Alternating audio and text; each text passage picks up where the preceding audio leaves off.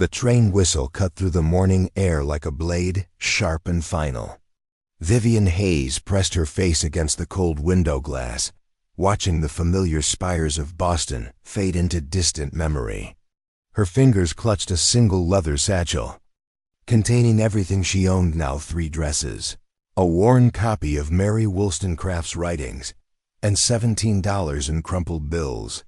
The conductor had already collected her one-way ticket to Colorado Territory, a destination chosen not for its promise but for its distance from everything she'd ever known.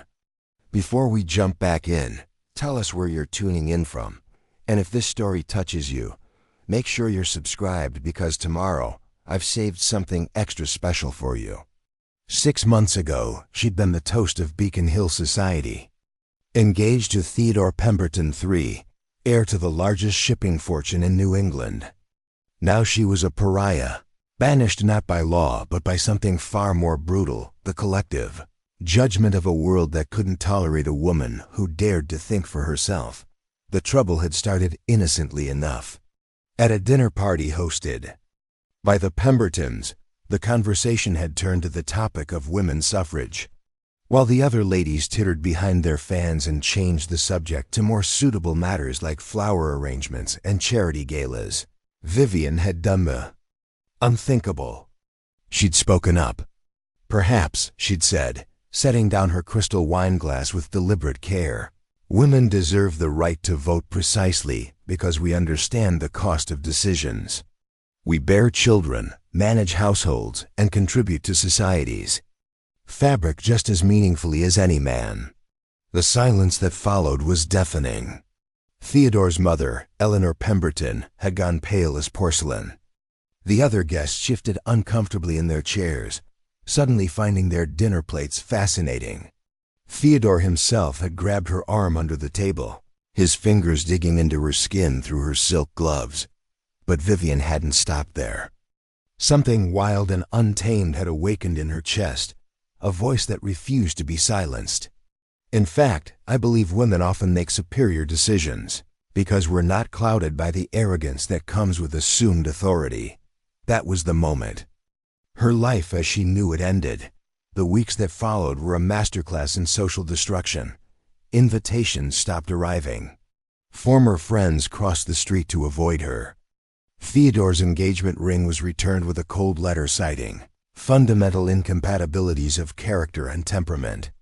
Her own family, mortified by the scandal, had delivered their ultimatum with surgical precision: publicly recant her statements, apologize to the Pembertons, and submit to a marriage arranged by her father to a gentleman in Philadelphia who specialized in managing difficult women.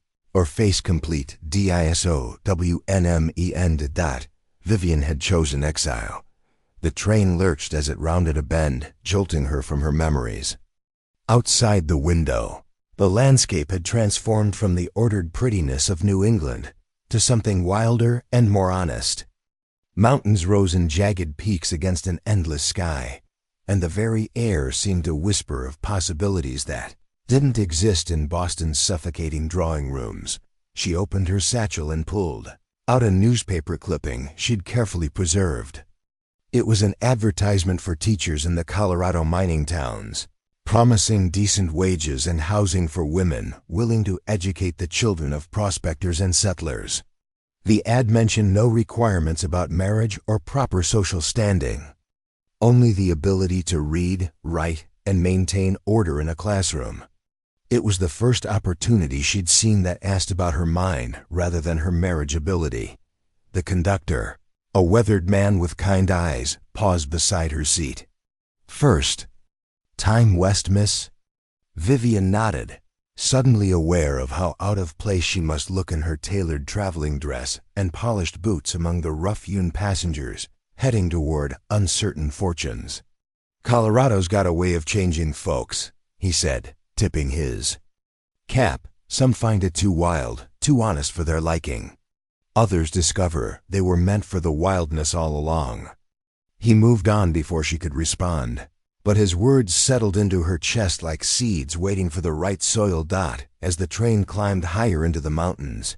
Vivian felt something she hadn't experienced in months: curiosity about her future, rather than regret about her past.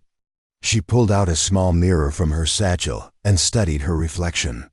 Her dark hair was still pinned in the elaborate Gibson girl style favored in Boston, but her brown eyes held a new glint of determination. She looked like a woman preparing for battle, though she wasn't entirely sure what she'd be fighting. The train pulled into Cedar Falls just as the sun was setting behind the mountains, painting the sky in shades of orange and purple that no Boston sunset had ever dared attempt.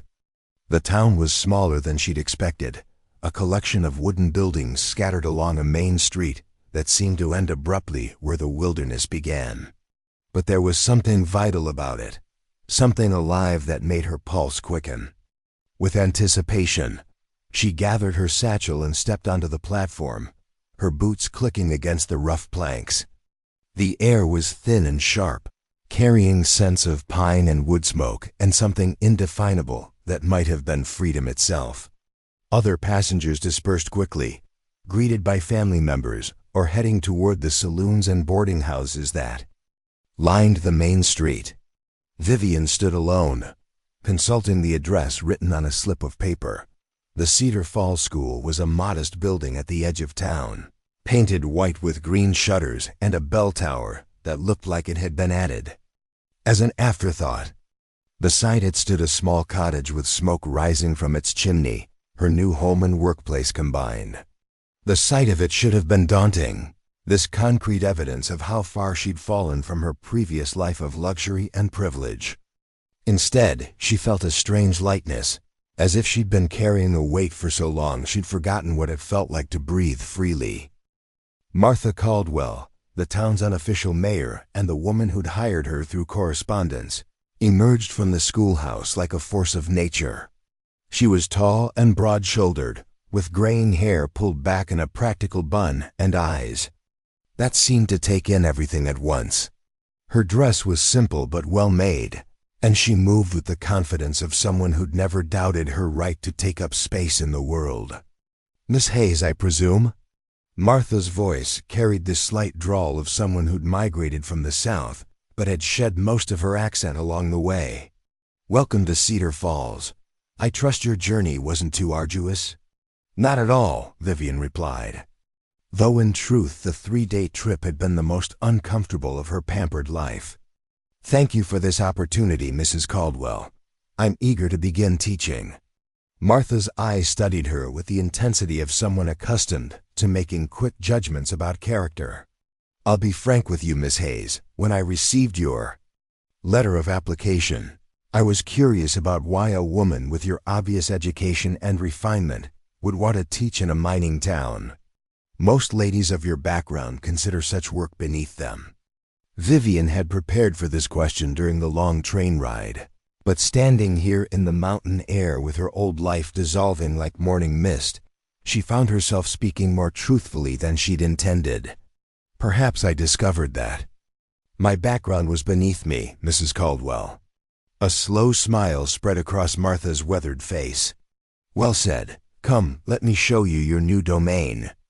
The schoolhouse interior was simple but clean, with rows of wooden desks facing a blackboard and a pot-bellied stove in the corner.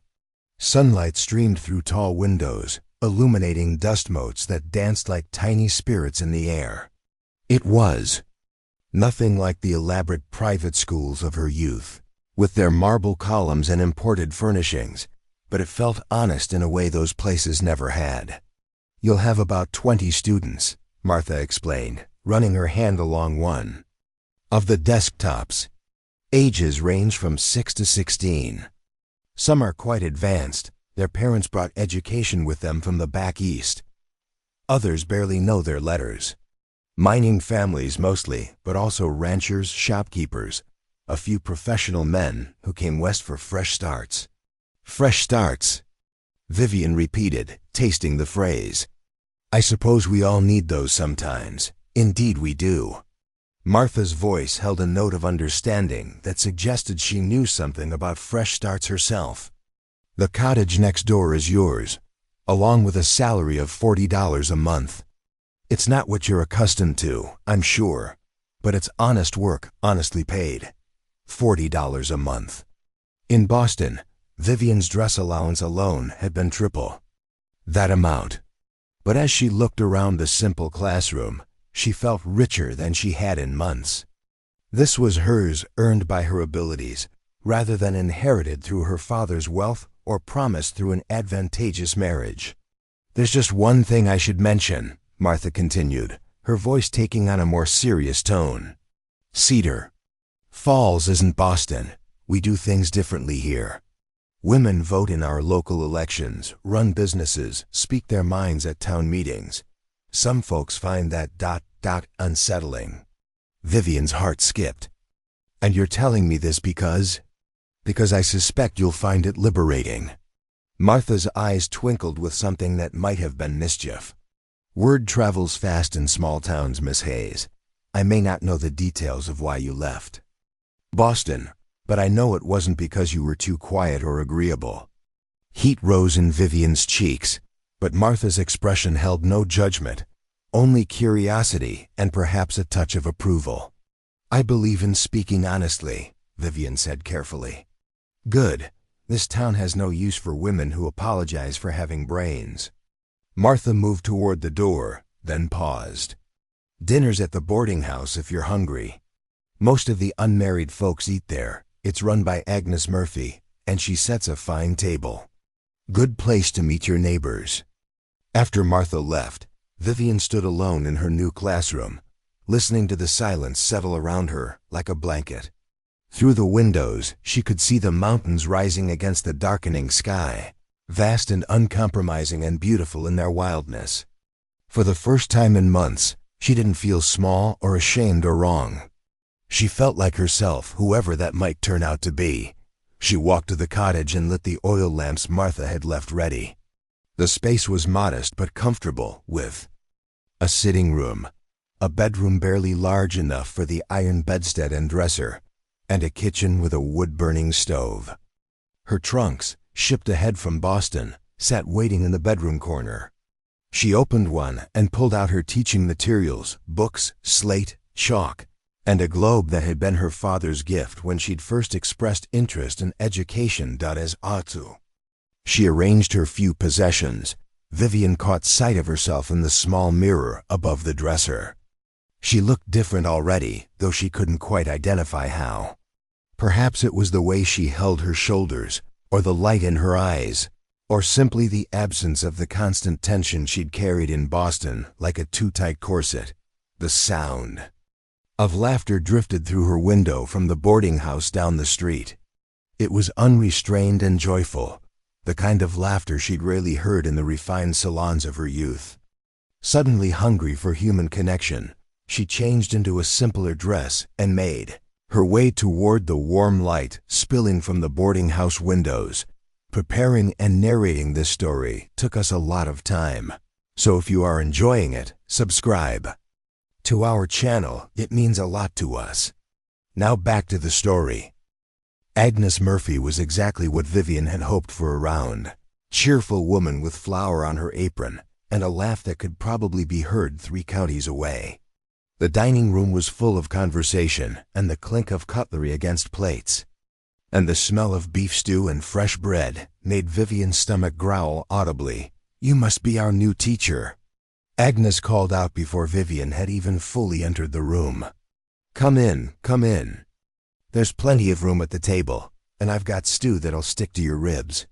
The other diners looked up with friendly curiosity as Vivian took a seat at the long communal table. There was Dr. Benjamin Walsh, a gentle-eyed man who'd come west after losing his wife to consumption. Sarah Chun, who ran the town's only bakery with quiet efficiency.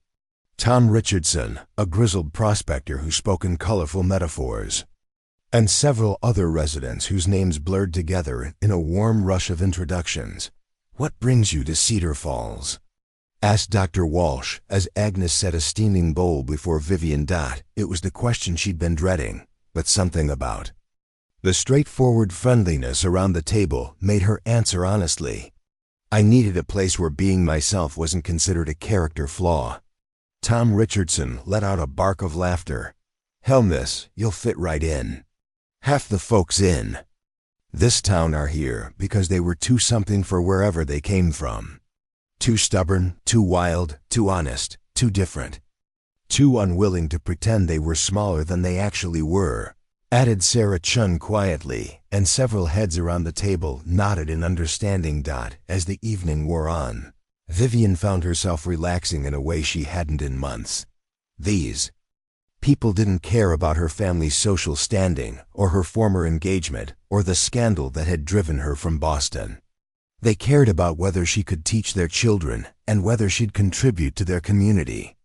It was such a foreign concept that it took her a while to recognize it, acceptance based on merit rather than birthright, when she finally walked back to her cottage, under a canopy of stars brighter than any she'd ever seen in Boston's gaslit skies. Vivian felt something she'd almost forgotten existed, hope for tomorrow rather than dread. She lit a single lamp and sat at the small table by the window, pulling out writing paper to document this first day of her new life. But instead of writing, she found herself staring out at the darkness, listening to the night sounds of her new home. Somewhere in the distance, a coyote howled, wild and free and utterly unashamed of its own voice. For the first time in her life, Vivian understood that sound completely. The first week of teaching revealed truths about herself that Vivian had never suspected. She discovered she possessed an infinite patience for genuine curiosity and absolutely none for deliberate defiance. Young Timothy Morrison, barely 8 years old, could ask 17 consecutive questions about why leaves changed color, and she found herself delighted by each one. But when 14-year-old James Garrett decided to test the new teacher by refusing to participate in recitation, she fixed him with a stare that could have frozen the Colorado River. "Mr. Garrett," she said, her voice carrying the same authority she'd once used to silence condescending dinner guests. "Intelligence unused is like a muscle left idle, it atrophies. I suspect yours is far too valuable to waste on such a futile display." James straightened in his seat, surprise flickering across his features. Most adults either coddled him or shouted at him. This new teacher seemed to do neither, speaking to him as if his mind mattered while making it clear that wasting it was unacceptable. The classroom dynamics shifted daily, as Vivian learned each student's particular genius. Mary Caldwell, Martha's granddaughter, possessed a mathematical mind that could solve complex problems in her head faster than most adults could work them on paper. Little Samuel Chun drew pictures that captured the essence of things, not just their appearance, but their spirit. The Thompson twins, Emma and Grace, wrote stories that transported their listeners to entirely different worlds, but it was the questions they asked outside of formal lessons that revealed the most about this community she'd stumbled into. Recess, while other children played tag or marbles, a cluster of her older students would gather around her desk, hungry for discussions that went beyond textbook recitations. "Miss Hayes," asked 15-year-old Rebecca Walsh, Dr. Walsh's daughter, "is it true that in some places women can become doctors like my father?" "In very few places, but yes," Vivian replied, watching the girl's eyes light up. "Why do you ask?" "Because I want to help people the way he does. But everyone says women aren't strong enough for medical school." Vivian set down her chalk and faced Rebecca fully. "Your father spent 4 years learning to heal bodies. You've spent 15 years learning to understand people's hearts and fears. Which do you think requires more strength, memorizing anatomy or comforting a frightened child while setting a broken bone?" The question hung in the air, and Vivian could see Rebecca's mind working through possibilities she'd never been encouraged to consider. These conversations began to attract attention beyond the schoolhouse walls. Word spread through Cedar Falls that the new teacher wasn't just instructing children in reading and arithmetic, she was encouraging them to think, to question, to imagine futures that hadn't been prescribed by their circumstances. Some parents approved. Others worried about where such dangerous thinking might lead. It was Martha Caldwell who brought the first official complaint to Vivian's attention. She arrived at the schoolhouse just as Vivian was cleaning the blackboard after a particularly spirited discussion about whether the United States should expand westward or focus on improving conditions in existing territories. "The Reverend Morrison paid me a visit this morning," Martha said without preamble, settling her considerable frame into one of the student desks with amusing difficulty. "Timothy's father?" Vivian paused in her cleaning. "Is there a problem with his schoolwork?" "Quite the opposite. Apparently, Timothy went home yesterday asking why God made women different from men if he didn't intend for them to do different things." Martha's eyes held a glimmer of amusement. The Reverend was perplexed by such theological inquiries from an 8-year-old. Vivian felt her stomach clench. This was how it had started in Boston, with well-meaning concerns about her influence on impressionable minds. "I never discussed religion in class, Martha. We were talking about different countries and how they organize their societies." "I know exactly what you were doing," Martha said, her voice gentle but firm. "You were teaching children to think critically instead of accepting everything they're told without question. It's admirable and necessary and occasionally terrifying to parents who prefer predictable children. Should I be more careful about?"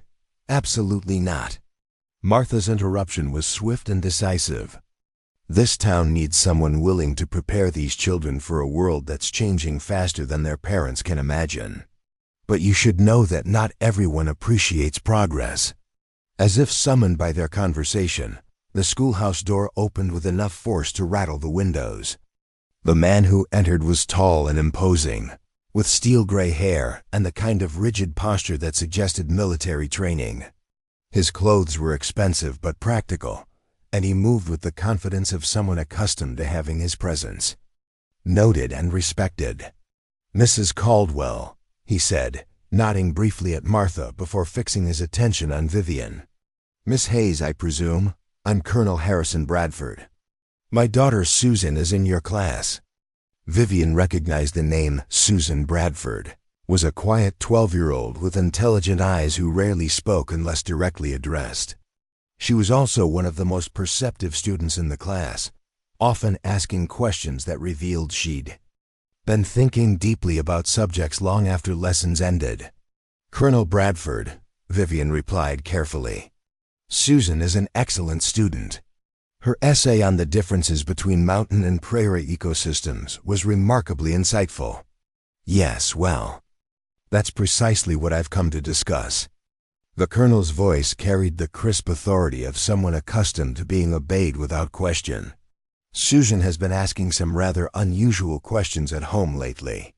Questions about why women in our family don't pursue careers outside the home, why her mother wasn't permitted to continue her education after marriage, whether she might become a scientist or an engineer." Martha shifted in her tiny desk, the wood creaking ominously under her weight. "Those sound like intelligent questions from a bright child.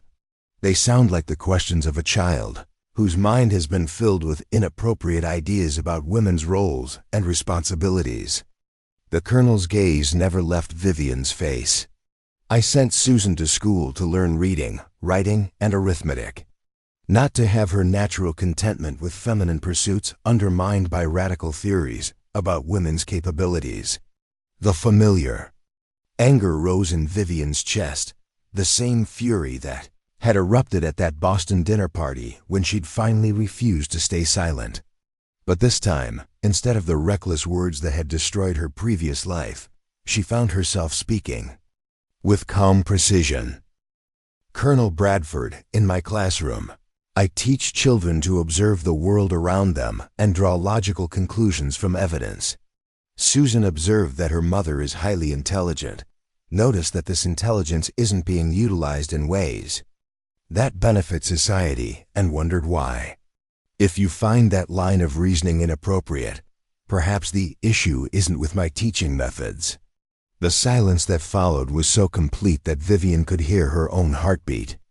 Martha had gone very still, watching the confrontation with the intensity of someone witnessing a historical moment.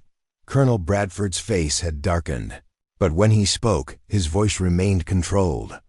"Miss Hayes, I want to be very clear about something. This community hired you to prepare children for useful lives within the established order. If you continue to encourage destructive questioning of natural social arrangements, you'll find that your position here becomes untenable. Are you threatening me, Colonel? I'm offering guidance from someone who understands how small communities function. Teachers who overstep their bounds tend to find themselves unwelcome very quickly." After he left, the schoolhouse felt smaller somehow, as if his presence had compressed the air itself. Martha remained seated, her weathered hands folded on the desk surface. "Well," she said finally, "that was inevitable. Have I made a terrible mistake?" Vivian asked, sinking into her chair behind the teacher's desk.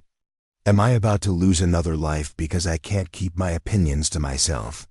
"That depends entirely on what kind of life you want to live." Martha's voice was thoughtful. "You could apologize to the Colonel, stick to the basic curriculum, and keep your thoughts to yourself. You'd probably keep your job and avoid controversy, but you'd also become exactly the kind of woman you fled Boston to escape, someone who makes herself smaller to avoid making others uncomfortable." That evening, Vivian walked the perimeter of Cedar Falls as the sun set behind the mountains, trying to sort through the tangled emotions of the day. The town was larger than she'd initially realized, spreading along the valley floor in an organic pattern dictated by geography rather than urban planning. Beyond the main business district, houses scattered up the hillsides like seeds blown by wind, each claiming its own piece of the mountain slope. She found herself on a ridge, overlooking the town just as the last light faded from the sky. Stars emerged with startling suddenness, more brilliant and numerous than anything visible in Boston's gaslit nights. The sight was so overwhelming that she sat down on a fallen log, simply to take it all in. "Spectacular, isn't it?" The voice came from behind her, low and warm with a hint of amusement. Vivian spun around, her heart racing at the unexpected intrusion on her solitude. The woman who emerged from the shadows moved with a fluid grace that reminded Vivian of the wild animals she'd glimpsed in the mountains, alert, confident, completely at ease in the natural world. She was tall and lean, dressed in practical riding clothes that had clearly seen extensive use. Her hair, a rich auburn color, was braided down her back with small feathers and beads woven through the strands. Most striking were her eyes, green as mountain lakes, and holding a wildness that seemed to reflect the untamed landscape around them. "I didn't mean to startle you," the stranger continued, settling onto another fallen log with the unself-conscious ease of someone completely comfortable in her own skin. "I come up here most evenings. The stars remind me how small our daily troubles really are." "I've never seen anything like it," Vivian admitted, still trying to catch her breath from the surprise. "In Boston, you're lucky to see a dozen stars. On the clearest night, Boston." The woman's smile held understanding rather than judgment. "That explains the dress. Beautiful craftsmanship, but not exactly designed for mountain living." Vivian looked down at her carefully maintained traveling dress, suddenly aware of how out of place she must appear in this wild setting.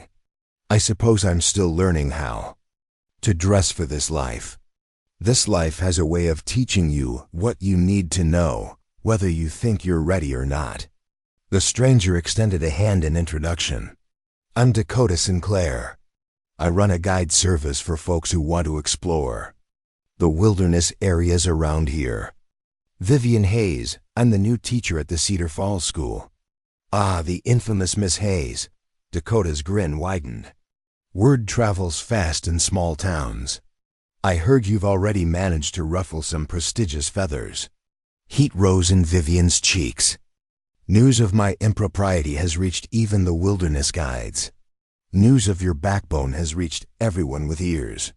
There's a difference." Dakota's voice held an approval that warmed something cold in Vivian's chest. "Colonel Bradford's been talking to anyone who'll listen about the dangerous influence you're having on impressionable young minds. And what's the general consensus? Depends on who you ask. The folks who think women should be seen and not heard are worried you'll give their daughters ideas above their station. The folks who remember what it felt like to have ideas of their own are hoping you'll help their children hold on to that feeling. They sat in comfortable silence for several minutes, watching the lights of Cedar Falls twinkle below them like earthbound stars. Vivian found herself studying Dakota from the corner of her eye, fascinated by this woman who seemed so completely comfortable with herself and her place in the world. "Can I ask you something?" Vivian said finally. "Ask away. How do you do it?" "Live so openly as yourself, I mean. Aren't you worried about what people think?"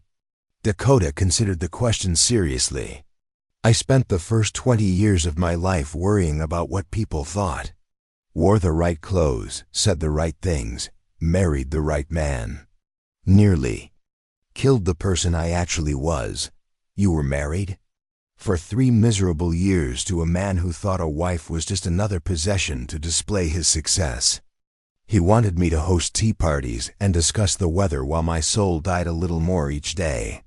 Dakota's voice held no bitterness, just matter-of-fact acceptance of a difficult past. "Finally realized I could either keep pretending to be someone else's idea of a proper woman, or I could figure out who I actually was when nobody was watching. And you chose yourself. I chose freedom. Turns out they're the same thing." As Dakota spoke, Vivian felt something stirring in her chest, a recognition of kinship she'd never experienced before. Here was another woman who'd refused to accept the limitations others tried to place on her, but instead of being punished for it, she'd somehow created a life that allowed her to be entirely herself. "The guide service," Vivian said. "That's unusual work for a woman. Most things worth doing are unusual for women. That's what makes them interesting." Dakota stood, brushing dust from her leather pants with casual efficiency. "I should head back. Early morning tomorrow, taking a family from Denver up to the hot springs." As she turned to go, she paused and looked back at Vivian. "You know, if you ever want to see what this country looks like beyond the boundaries of town, you're welcome to join one of my expeditions. Might help you understand why some of us choose to be wild." After Dakota disappeared into the darkness, Vivian remained on the ridge until the cold drove her back to town. But as she walked through the quiet streets to her cottage, she found herself thinking less about Colonel Bradford's threats and more about Dakota's casual invitation to explore the wilderness. That night, she lay in bed staring at the ceiling and imagining what it might feel like to be so completely free that others' opinions became irrelevant. For the first time since leaving Boston, she wondered if perhaps exile wasn't punishment at all. Perhaps it was opportunity. The morning air held a bite that reminded Vivian winter was approaching faster than she'd anticipated. She stood at her classroom window, watching frost turn the schoolyard grass into thousands of tiny crystal sculptures. Her breath fogged the glass as she traced patterns with her finger, something she'd never have dared do in Boston, where such childish behavior would have been scandalous for a woman of her supposed breeding. 3 weeks had passed since her encounter with Dakota on the ridge, and Vivian found herself thinking about the wilderness guide's words at the most unexpected moments. During arithmetic lessons, while explaining fractions using pie charts, she'd remember Dakota's casual dismissal of others' opinions. While teaching geography, pointing to distant countries on her father's globe, she'd wonder what it felt like to navigate by stars instead of social expectations. Her students had noticed the change in her teaching style, though they couldn't have articulated what was different. Vivian had begun incorporating more questions that had no single correct answer, encouraging debates about moral dilemmas and hypothetical situations. Yesterday, she'd asked her older students to imagine designing a perfect society from scratch. What rules would they include? What freedoms would they guarantee? How would they balance individual desires with community needs? The exercise had produced fascinating results. Rebecca Walsh had proposed a world where career choices were based on aptitude and interest rather than gender. Mary Caldwell had designed an economic system where everyone contributed according to their abilities and received according to their needs. Even shy Susan Bradford had tentatively suggested that perhaps marriage should be a partnership between equals rather than a woman's surrender of independence. These discussions were exactly what Colonel Bradford had warned against, but Vivian found she cared less each day about his threats. Something was shifting inside her, like ice breaking up on a river in spring. The careful, controlled woman who'd left Boston was giving way to someone bolder, more authentic, more willing to trust her own instincts. A knock at the schoolhouse door interrupted her morning preparations. She expected to see one of her early arriving students, but instead found Dakota Sinclair framed in the doorway, looking windblown and vibrant despite the early hour. "Miss Holmes," Dakota said, with that easy smile that seemed to light up whatever space she occupied. "I hope I'm not interrupting your preparations." "Not at all. Please come in." Vivian stepped aside, acutely aware of how Dakota's presence immediately made the schoolroom feel smaller and more confined. "What brings you so early?" "I wanted to extend a proper invitation." Dakota moved to the window, gazing out at the frost-covered landscape with the appreciative eye of someone who found beauty in every season. "I'm taking a group up to the thermal caves this weekend, natural hot springs hidden in the mountain walls. It's a 2-day expedition, camping under the stars, experiencing the wilderness as it was meant to be experienced." Vivian felt her pulse quicken at the suggestion, though she couldn't determine if it was excitement or anxiety. "That sounds adventurous." "It is. It's also transformative if you're open to being transformed." Dakota turned from the window, her green eyes holding a challenge that was both gentle and unmistakable. "The question is whether you're ready to discover what lies beyond the boundaries you've been living within." "I've never done anything like camping or wilderness expeditions," Vivian admitted. "I wouldn't know the first thing about surviving outdoors." "Survival is simpler than civilization would have you believe. Food, water, shelter, warmth. The basics haven't changed since humanity began. What's complicated is all the artificial rules we've layered on top of those needs." Dakota moved closer, her voice taking on an earnest quality. "Besides, you wouldn't be alone. I know these mountains like other people know their own neighborhoods. You'd be perfectly safe." The word safe resonated strangely with Vivian. She'd spent her entire life pursuing safe choices, safe opinions, safe behaviors that wouldn't challenge the established order. Yet all that careful safety had ultimately led to exile and disgrace. Perhaps true security lay not in avoiding risk, but in trusting oneself to handle whatever challenges arose. "What would I need to bring?" she asked, surprising herself with the question. Dakota's smile widened with genuine delight. "Practical clothes, warm layers, an open mind, and the willingness to let yourself be amazed. I can provide everything else: camping gear, food, equipment."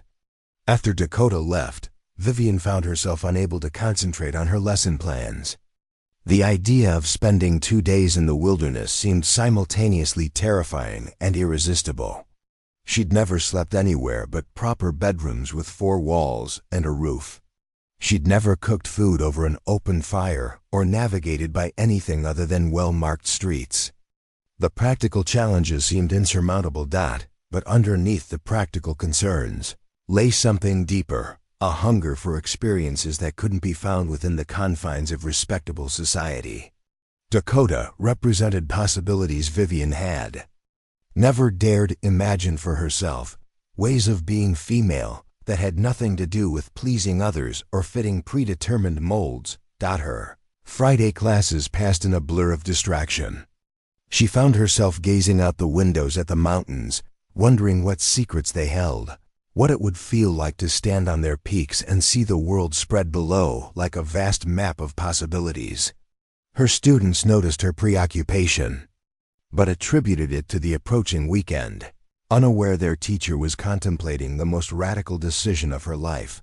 Agnes Murphy's boarding house was buzzing with conversation when Vivian arrived for dinner, as it always was on Friday evenings.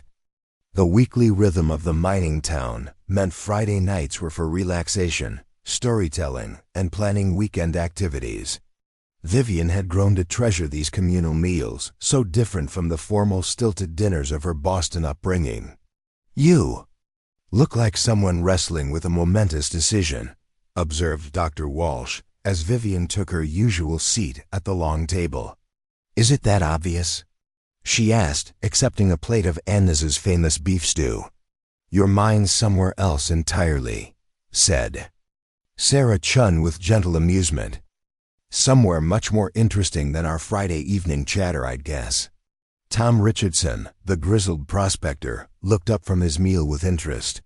"Let me guess, Dakota Sinclair's been trying to convince you to join one of her wilderness expeditions." Vivian nearly choked on her stew. "How did you?" "She's been talking about it for weeks," Agnes Murphy called from the kitchen doorway. "Ever since she first met you on the ridge. Says it's criminal how little most folks actually see of this magnificent country they're living in. She talks about me?" The question slipped out before Vivian could stop it, bringing heat to her cheeks. "She talks about anyone she thinks has potential for genuine adventure," Dr. Walsh said diplomatically. "Dakota has strong opinions about people who limit themselves unnecessarily. The question is," Tom added with a sly grin, "are you the kind of woman who talks about adventures, or the kind who actually has them?" The challenge in his words was unmistakable, but it was delivered with such good-natured affection that Vivian found herself smiling rather than taking offense. This was another thing she'd learned to appreciate about Cedar Falls. People here said what they meant without the layers of polite deception that characterized Boston society. "I suppose I'm about to find out," she said, making the decision even as she spoke the words. Saturday morning arrived gray and cold, with clouds hanging low over the mountain peaks like a promise of snow. Vivian stood outside her cottage at dawn. Wearing the most practical clothes, she owned a simple brown wool dress, sturdy boots, and her warmest cloak. She felt awkward and uncertain, like a child playing dress-up in clothes that didn't quite fit. Dakota appeared from the direction of the stables leading 2 horses, both saddled and loaded with camping equipment. She moved with the confident efficiency of someone who'd made this journey countless times. But when she saw Vivian waiting, her entire demeanor brightened. "You came," she said, and there was something in her voice that suggested she hadn't been entirely certain Vivian would follow through. "I gave my word," Vivian replied, though they both knew she could have changed her mind without consequence. "This is Luna," Dakota said, patting the neck of a gentle-looking mare with intelligent brown eyes. "She's patient with inexperienced riders and has sure footing on mountain trails. You'll be perfectly safe with her." As they rode out of Cedar Falls, Vivian found herself seeing the town from an entirely new perspective. From horseback, the buildings looked smaller, more temporary, like a brief human interruption in an endless natural landscape. The mountains, which had seemed like distant scenic backdrops from her classroom window, revealed themselves as immediate, overwhelming presences that dwarfed human concerns. "Nervous?"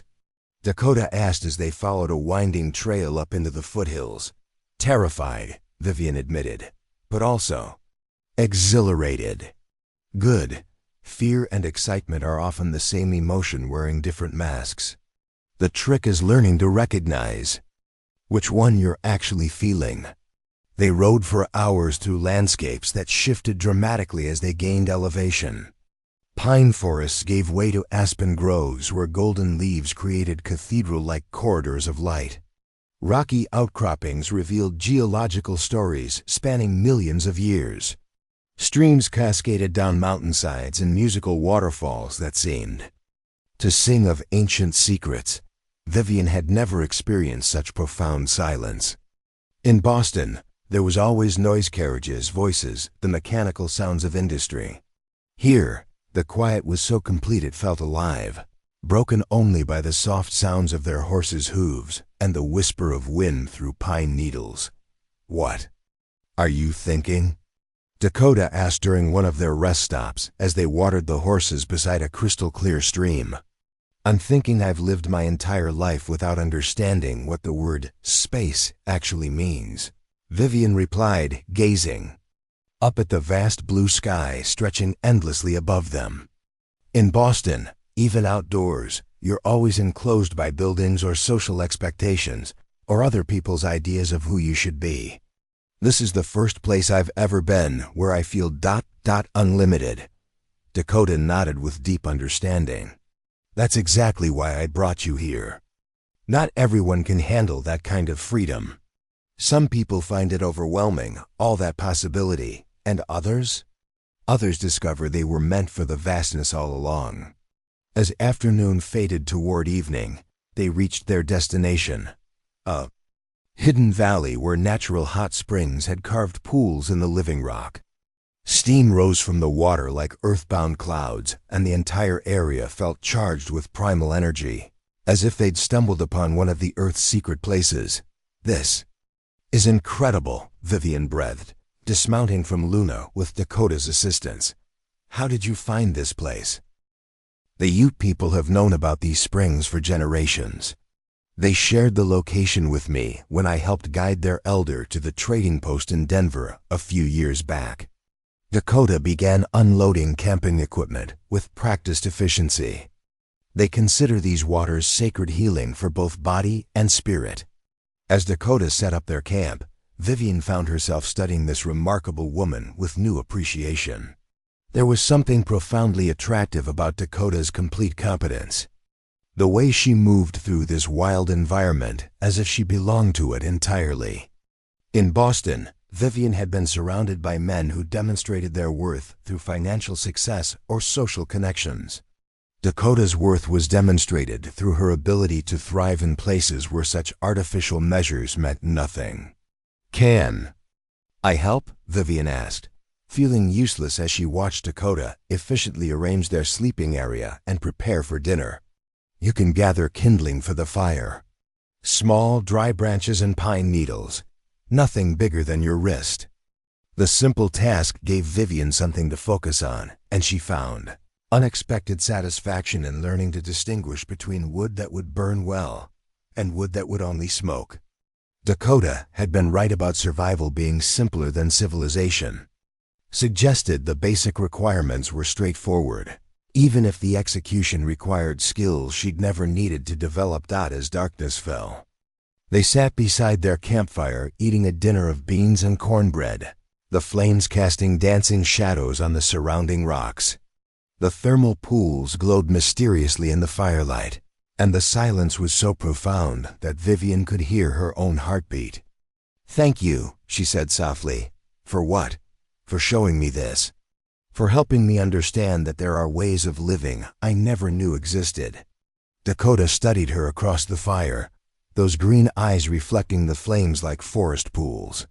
"This is just the beginning." Vivian. The thermal springs felt like baptism by starlight.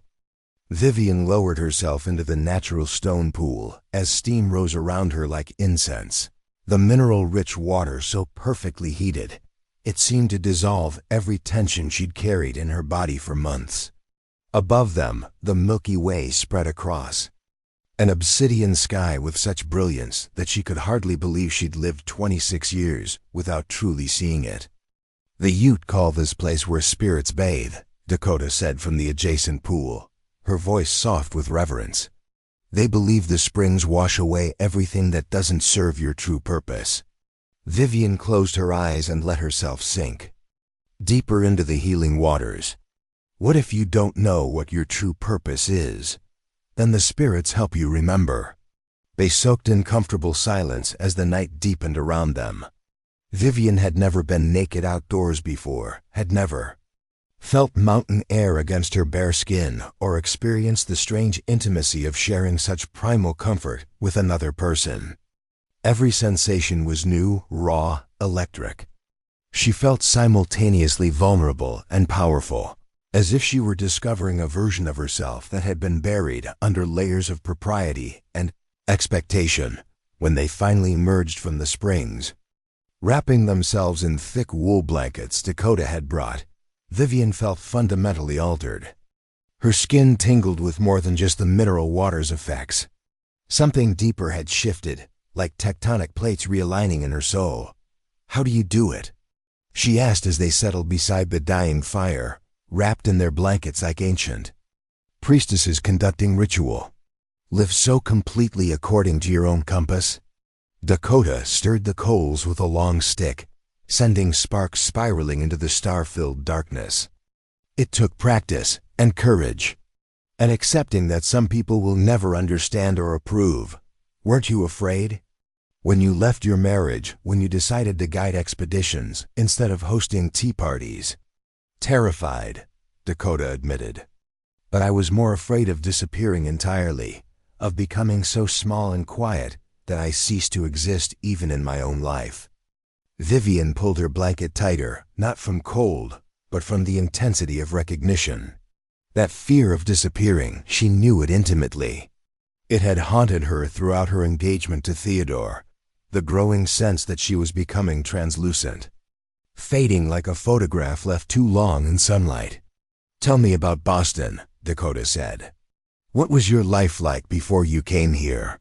For the first time since arriving in Cedar Falls, Vivian found herself genuinely wanting to share the story. Under these stars, beside this fire, wrapped in mineral-scented wool with a woman who understood the price of authenticity, the truth felt safe to speak.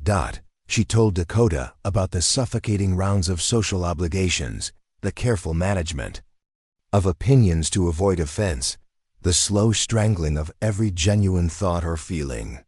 She described the dinner party that had destroyed her reputation, the subsequent exile, the choice between a loveless marriage to a man who specialized in managing difficult women, or complete banishment from everything she'd ever known. "So, you chose the unknown over the unbearable," Dakota said when Vivian finished.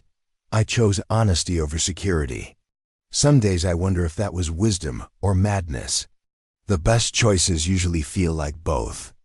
They talked until the fire burned low, sharing stories of constraint and liberation, of masks worn and finally discarded.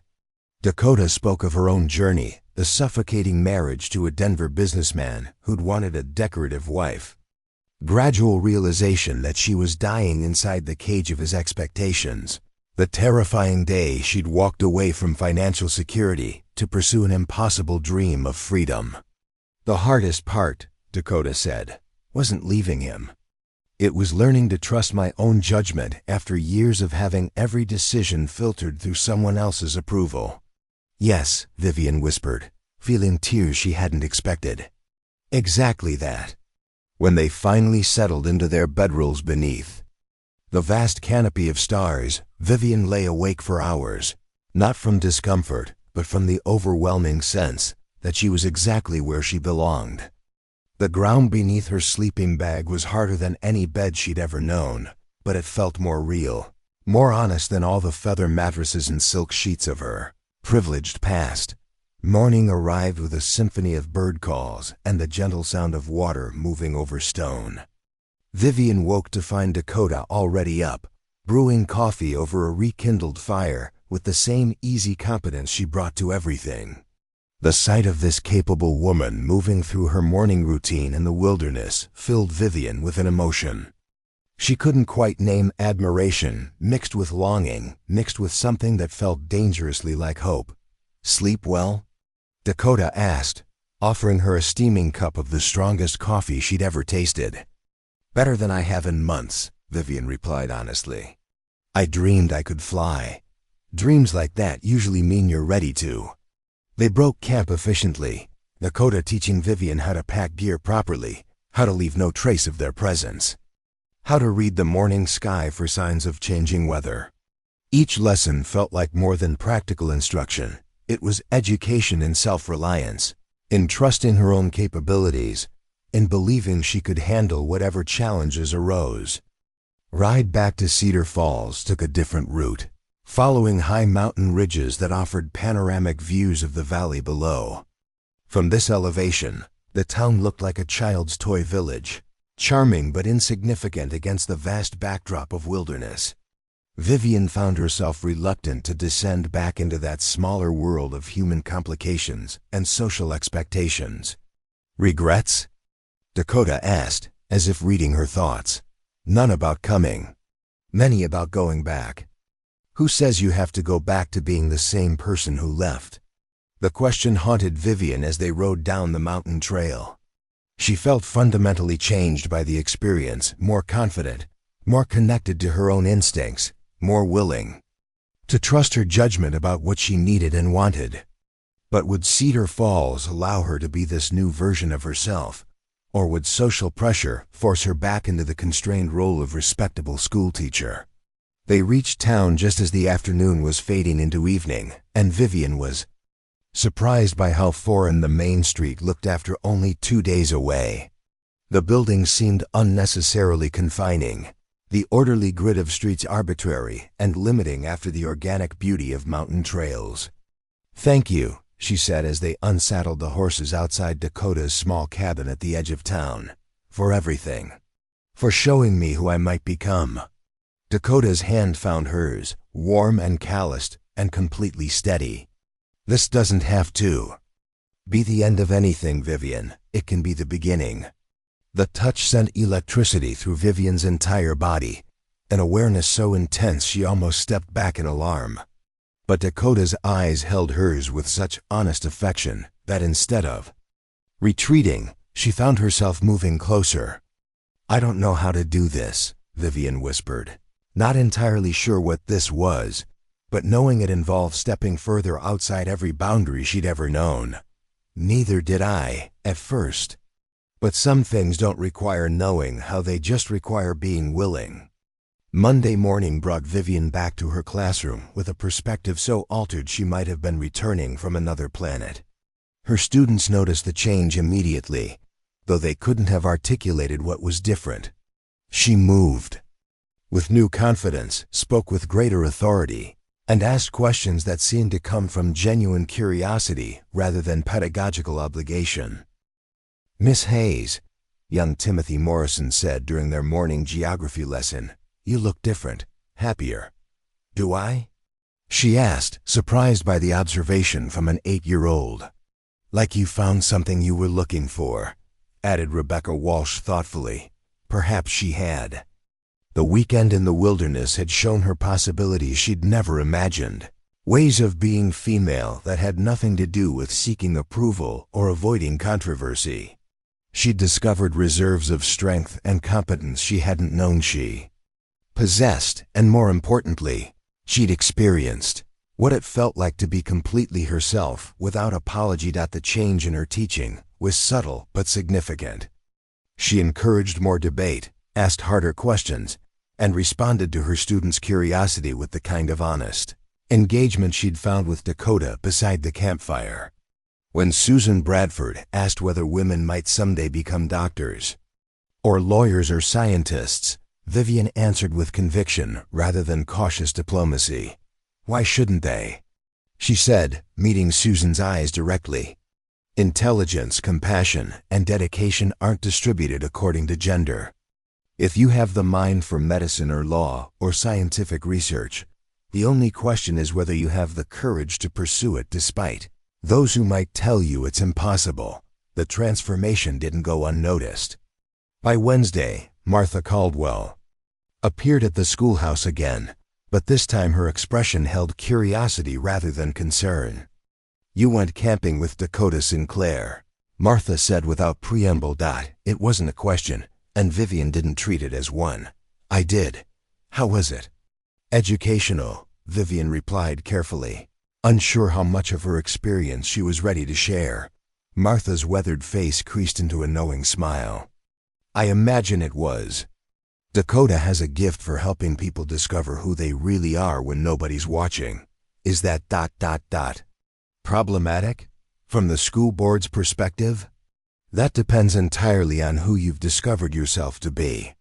Before Vivian could respond, the schoolhouse door burst open with the same dramatic force as Colonel Bradford's previous visit. This time, however, he wasn't alone. Behind him stood two other men. Vivian recognized Mayor Fletcher, a nervous man who seemed perpetually worried about offending influential citizens, and Judge Morrison, Timothy's father and the town's moral authority. "Miss Hayes," Colonel Bradford said without preamble, "we need to discuss your recent behavior and its impact on this community's children." "My teaching methods are producing excellent results," Vivian replied, her voice steady despite her racing heart. "Test scores have improved, attendance is perfect, and the children are more engaged than ever." "That's precisely the problem," Judge Morrison interjected. "They're engaged with ideas that are wholly inappropriate for their age and circumstances.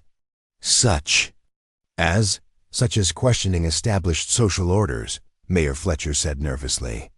"Such as encouraging young ladies to harbor unrealistic ambitions beyond their proper sphere. Such as undermining the natural hierarchy that has served civilization for centuries." Colonel Bradford added with cold precision. Martha Caldwell, who had remained silent during the men's accusations, now stepped forward with the bearing of someone accustomed to holding her ground in hostile territory. "Gentlemen," she said, her voice carrying quiet authority, "might I suggest that children who learn to think critically will become adults better equipped to build a strong community? Surely that's more valuable than children who simply memorize facts without understanding their significance." "Mrs. Caldwell," Colonel Bradford replied with barely concealed impatience, "with all due respect, this is a matter that requires decisive action. Miss Hayes has clearly overstepped the bounds of appropriate education. And what action do you propose?" Vivian asked, surprised by her own boldness. "Immediate correction of your methods or immediate termination of your employment," Judge Morrison answered. "The choice is yours." The ultimatum hung in the air like smoke from a distant fire, acrid, threatening, impossible to ignore. Vivian felt the familiar weight of social pressure, the demand that she make herself smaller, quieter, more acceptable to those who held power over her circumstances. But this time, something was different. This time, she remembered the feeling of standing on a mountain ridge with Dakota, looking out over vast wilderness and understanding that the world was infinitely larger than other people's limitations.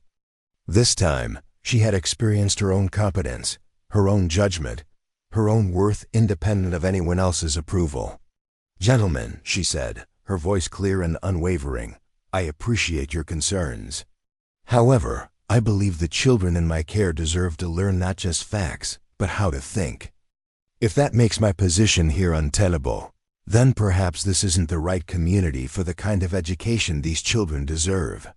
The silence that followed was so complete that Vivian could hear her own heartbeat. She had just called their bluff, chosen principles over security, authenticity over acceptance. The fear was still there, but underneath it lay something stronger, the knowledge that she could survive whatever consequences her honesty might bring. It was Martha who broke the silence, her voice filled with something that sounded remarkably like pride. "Miss Hayes," she said, "I believe you've just demonstrated exactly the kind of courage we hope to instill in our children." The three men left the schoolhouse in stony silence, their footsteps echoing like thunder across the wooden floors. Through the window, Vivian watched them huddle in urgent conversation beside Mayor Fletcher's buggy, their gestures sharp with frustration and barely contained anger.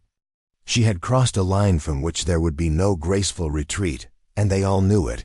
Martha remained behind, settling her considerable frame into one of the student desks with a satisfied expression that seemed oddly at variance with the gravity of what had just transpired. "Well," Martha said finally, "that was quite possibly the most magnificent display of backbone this town has witnessed since Dakota told the church ladies exactly what she thought of their charity bazaar organizing committee." "Have I just destroyed my career?" Vivian asked. though the question felt strangely academic. Something fundamental had shifted inside her during the confrontation, a recognition that she'd rather face unemployment than surrender the person she was becoming. Your career as a conventional school teacher? Quite possibly. Martha's eyes held a glint of amusement. Your career as an educator who actually educates? That's just the beginning. Before Vivian could ask what she meant, the sound of rapid hoofbeats announced another arrival. Through the window, she saw Dakota dismounting from her horse with urgent efficiency, her face tight with concern. She burst through the schoolhouse door like a force of nature, scanning the room quickly before her. Eyes found Vivian's. "I saw Bradford and his cronies leaving," Dakota said without preamble. "From their expressions, I'm guessing the conversation didn't go in their favor." "How did you?" Tom Richardson was at the livery stable when they rode out looking like they'd swallowed sour milk. He thought I should know they seemed particularly agitated about something involving the schoolteacher. Dakota's gaze shifted between Vivian and Martha, reading the tension in the room with practiced ease. "What happened?" Vivian recounted the confrontation, watching Dakota's expression grow increasingly grim as she described the ultimatum in her response. When she finished, Dakota was quiet for a long moment, her green eyes distant with thought. "They'll move fast now," Dakota said finally.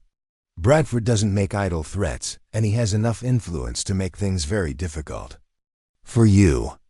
Then perhaps I should start looking for another position," Vivian said, surprised to find the prospect less terrifying than she'd expected. "Or perhaps," Martha interjected with a meaningful look at Dakota, "you should consider that there might be alternatives to conventional employment." Dakota's face brightened with sudden understanding. "Martha, are you thinking what I think you're thinking? I'm thinking that this territory is about to see significant changes. Statehood is coming, which means new opportunities for people willing to take risks." Martha stood, brushing dust from her skirts with decisive movements. "I'm also thinking that a woman with Vivian's education and newly discovered backbone might find interest in possibilities in those changes." "What kind of possibilities?" Vivian asked, though something in their exchange suggested this conversation had been building toward this moment for longer than she realized. Dakota moved closer, her voice taking on the same earnest quality it had held beside the campfire. "There's something I haven't told you about my guide service. It's not just recreational expeditions for wealthy tourists from Denver." "What else?" "I help people who need to disappear for a while. Women fleeing bad marriages, men escaping debts or false accusations, families looking for fresh starts where nobody knows their history." Dakota's eyes held steady on Vivian's face. "There's a whole network of people throughout the territory who provide safe passage, temporary shelter, new identities when necessary." Vivian felt the ground shifting beneath her feet again, but this time the sensation was exhilarating rather than frightening. "You're describing something like an underground railroad for different refugees, but yes, the principle is similar." Martha's voice held quiet pride. "Dakota approached me about it months ago. We've been planning to expand the operation, but we needed someone with the right combination of education, courage, and reason to leave conventional society behind. You've been planning this since before I arrived." "We've been hoping for the right person," Dakota corrected. "When I heard about the new teacher from Boston who'd caused enough trouble to get herself exiled, I was curious. When I met you, I was intrigued. When I saw how you handled Bradford's intimidation, I was convinced." The magnitude of what they were suggesting began to sink in. They weren't just offering her an alternative career, they were inviting her to join something larger than herself, a mission that would allow her to use her strengths in service of people who needed exactly the kind of help she'd needed when fleeing Boston. "What would my role be?" "Education primarily," Martha explained. "Many of the people we help are illiterate or barely educated. They need basic skills to build new lives, but they also need someone who can teach them to think critically about their situations, to recognize their own capabilities. Also correspondence, Dakota added. Someone with your background could write letters that sound official, create documents that would help people establish new identities, communicate with contacts in other territories. And occasionally, Martha said with a slight smile, you might find yourself teaching children in very unconventional classrooms while their families wait for safe passage to wherever they're going. Vivian walked to the window, gazing out at the mountains that had become symbols of possibility rather than barriers.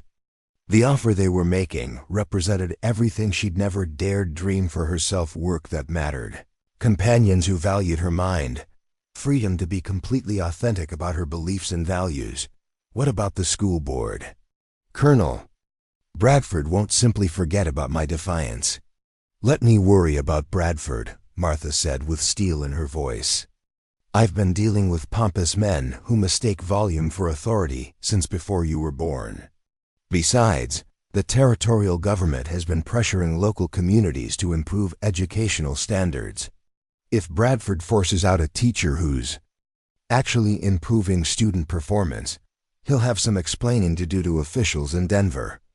And if that doesn't work, then you'll already have a new profession that doesn't depend on anyone's approval but your own, Dakota said simply. That evening, Vivian sat on her cottage porch watching the sun set behind the mountains while she wrestled with the decision.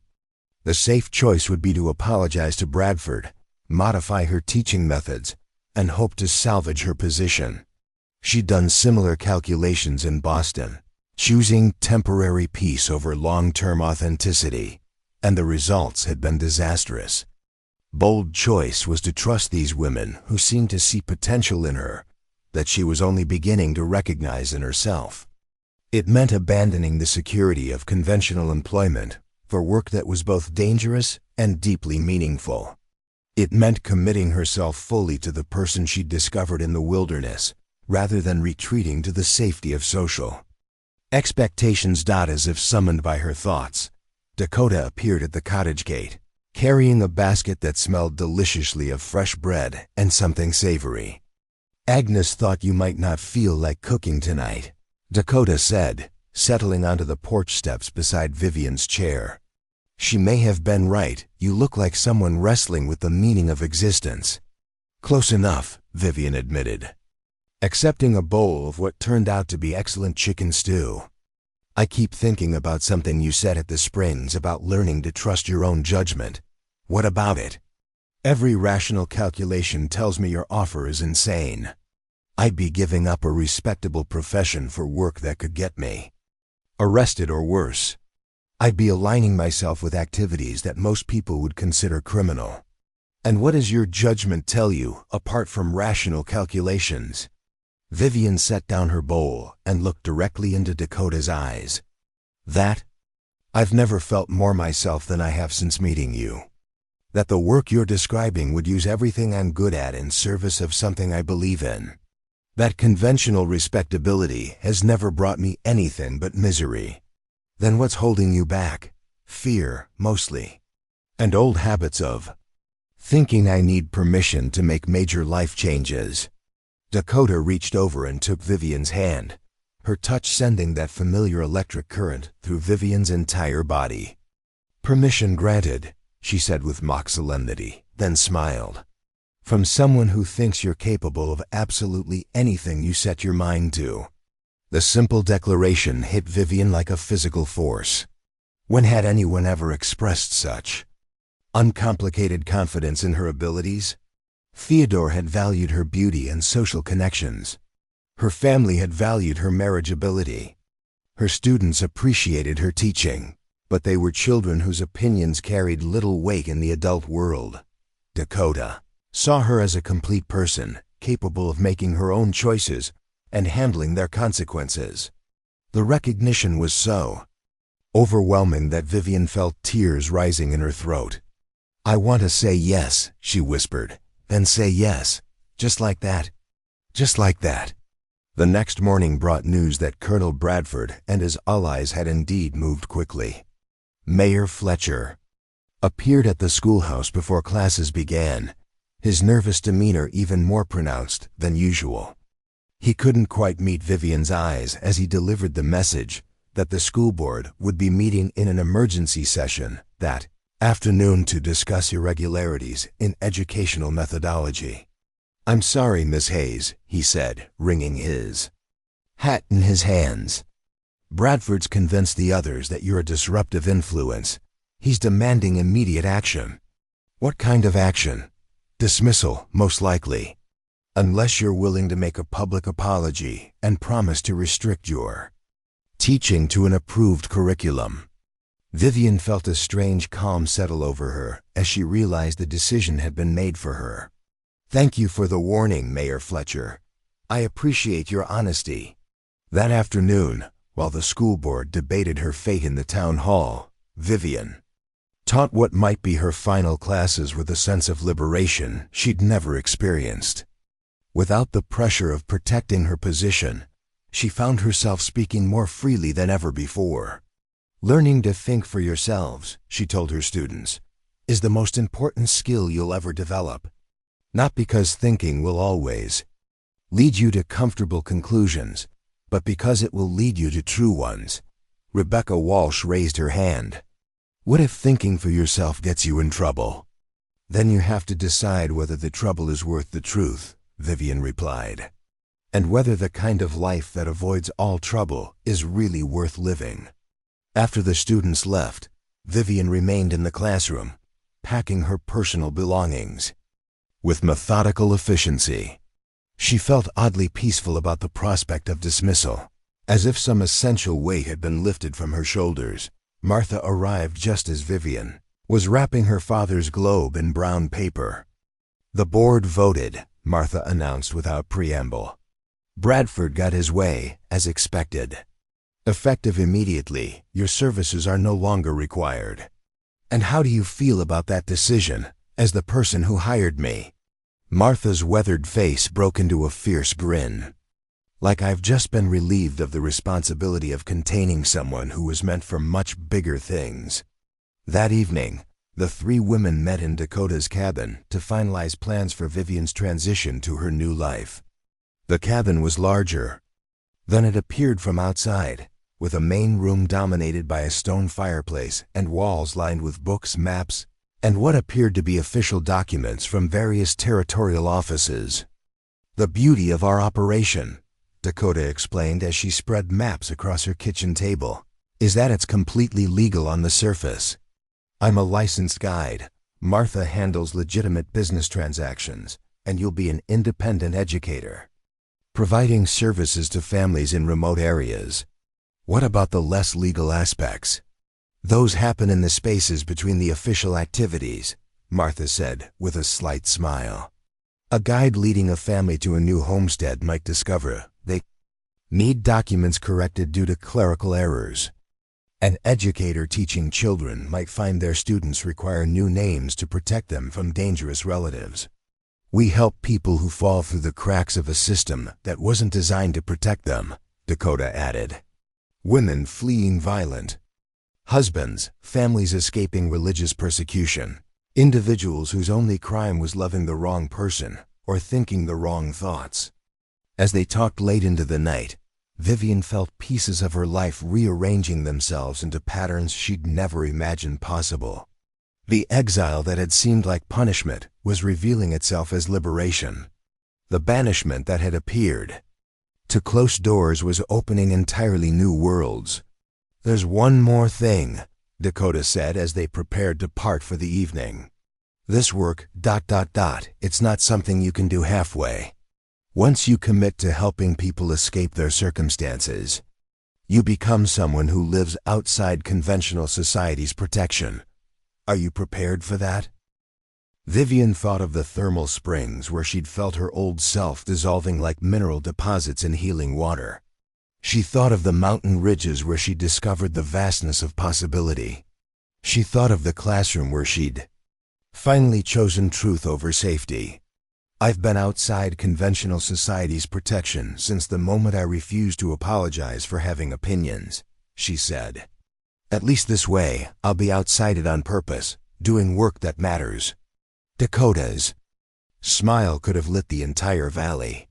In that case, she said, welcome to the wild side of life. The first snow arrived 3 weeks after Vivian's dismissal, transforming Cedar Falls into a landscape of crystalline beauty that seemed to muffle all the petty concerns of human politics. From her new quarters in the loft above Dakota's cabin, Vivian watched the flakes drift past her window while reviewing correspondence from contacts throughout the territory. Her official dismissal from the school had become, unexpectedly, the beginning of an education more comprehensive than any she'd received in Boston's finest institutions. Martha had been right about the network's reach. Letters arrived almost daily from settlements across Colorado territory, some requesting Dakota's guide services, others asking for the discreet assistance that had become Vivian's specialty. She discovered a talent for crafting official-sounding documents that could provide desperate people with new identities, work permits, or travel authorizations that might save their lives. Mrs. Elizabeth Cartwright needed papers establishing her as a widow traveling to California to join relatives, when in reality she was Sarah Mitchell fleeing a husband who'd threatened to kill her for refusing to bear him. More children after 3 had died in infancy. Reverend James Porter required credentials to establish a mission in the Utah Territory, though he was actually Jonathan Reyes, escaping prosecution for the crime of teaching literacy to former slaves in Tennessee. Each case was a puzzle requiring careful attention to detail, regional knowledge, and understanding of the various bureaucracies that governed territorial life. Vivian had never imagined how many different ways people could find themselves trapped by circumstances beyond their control, or how creatively solutions could be devised by those willing to work outside conventional systems. You have a gift for this, Dakota said one evening as she reviewed Vivian's latest batch of documents by lamplight. They were sharing dinner in the cabin's main room, plates balanced on their knees while snow continued to fall outside. These travel permits are so convincing, I'd believe them myself if I hadn't watched you create them. It's not so different from lesson planning, Vivian replied, though she knew that wasn't entirely true. Creating false documents required a kind of moral flexibility she'd never needed as a teacher, a willingness to deceive authorities in service of higher principles. You identify what people need to learn or accomplish, then figure out the most effective way to help them achieve it. Except the consequences for getting caught are considerably more serious than a poor grade. Vivian set down her plate and moved to the window, watching the snow accumulate on the cabin's eaves. Do you ever worry we're playing with forces beyond our control? That we might make mistakes that put people in worse danger than they were already facing? Dakota joined her at the window, close enough that Vivian could feel the warmth radiating from her body. Every day. But I worry more about what happens to people when nobody's willing to help them, when they're trapped between impossible choices, with no way out. Their reflection in the dark glass showed 2 women standing so near each other they might have been embracing, though neither had acknowledged the growing intimacy between them with words. Since Vivian had moved into the cabin's loft, they'd settled into a domestic rhythm that felt both natural and charged with unspoken possibility. Dakota made coffee each morning while Vivian prepared breakfast. They shared books in the evenings, passing volumes of poetry and philosophy back and forth like lovers exchanging letters. When Dakota returned from multi-day expeditions, Vivian found herself waiting by the window with an anticipation that had nothing to do with professional concerns.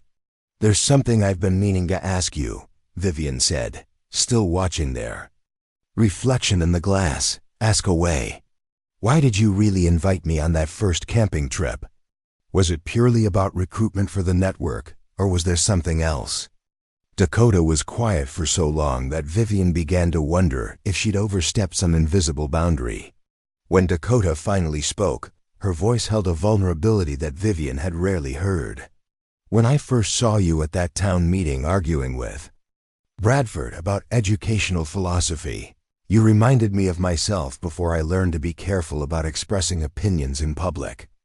There was something wild in you that you were trying so hard to contain, and I recognized it because I'd fought the same battle. And I wondered what you might become if you stopped fighting yourself and started fighting for yourself instead.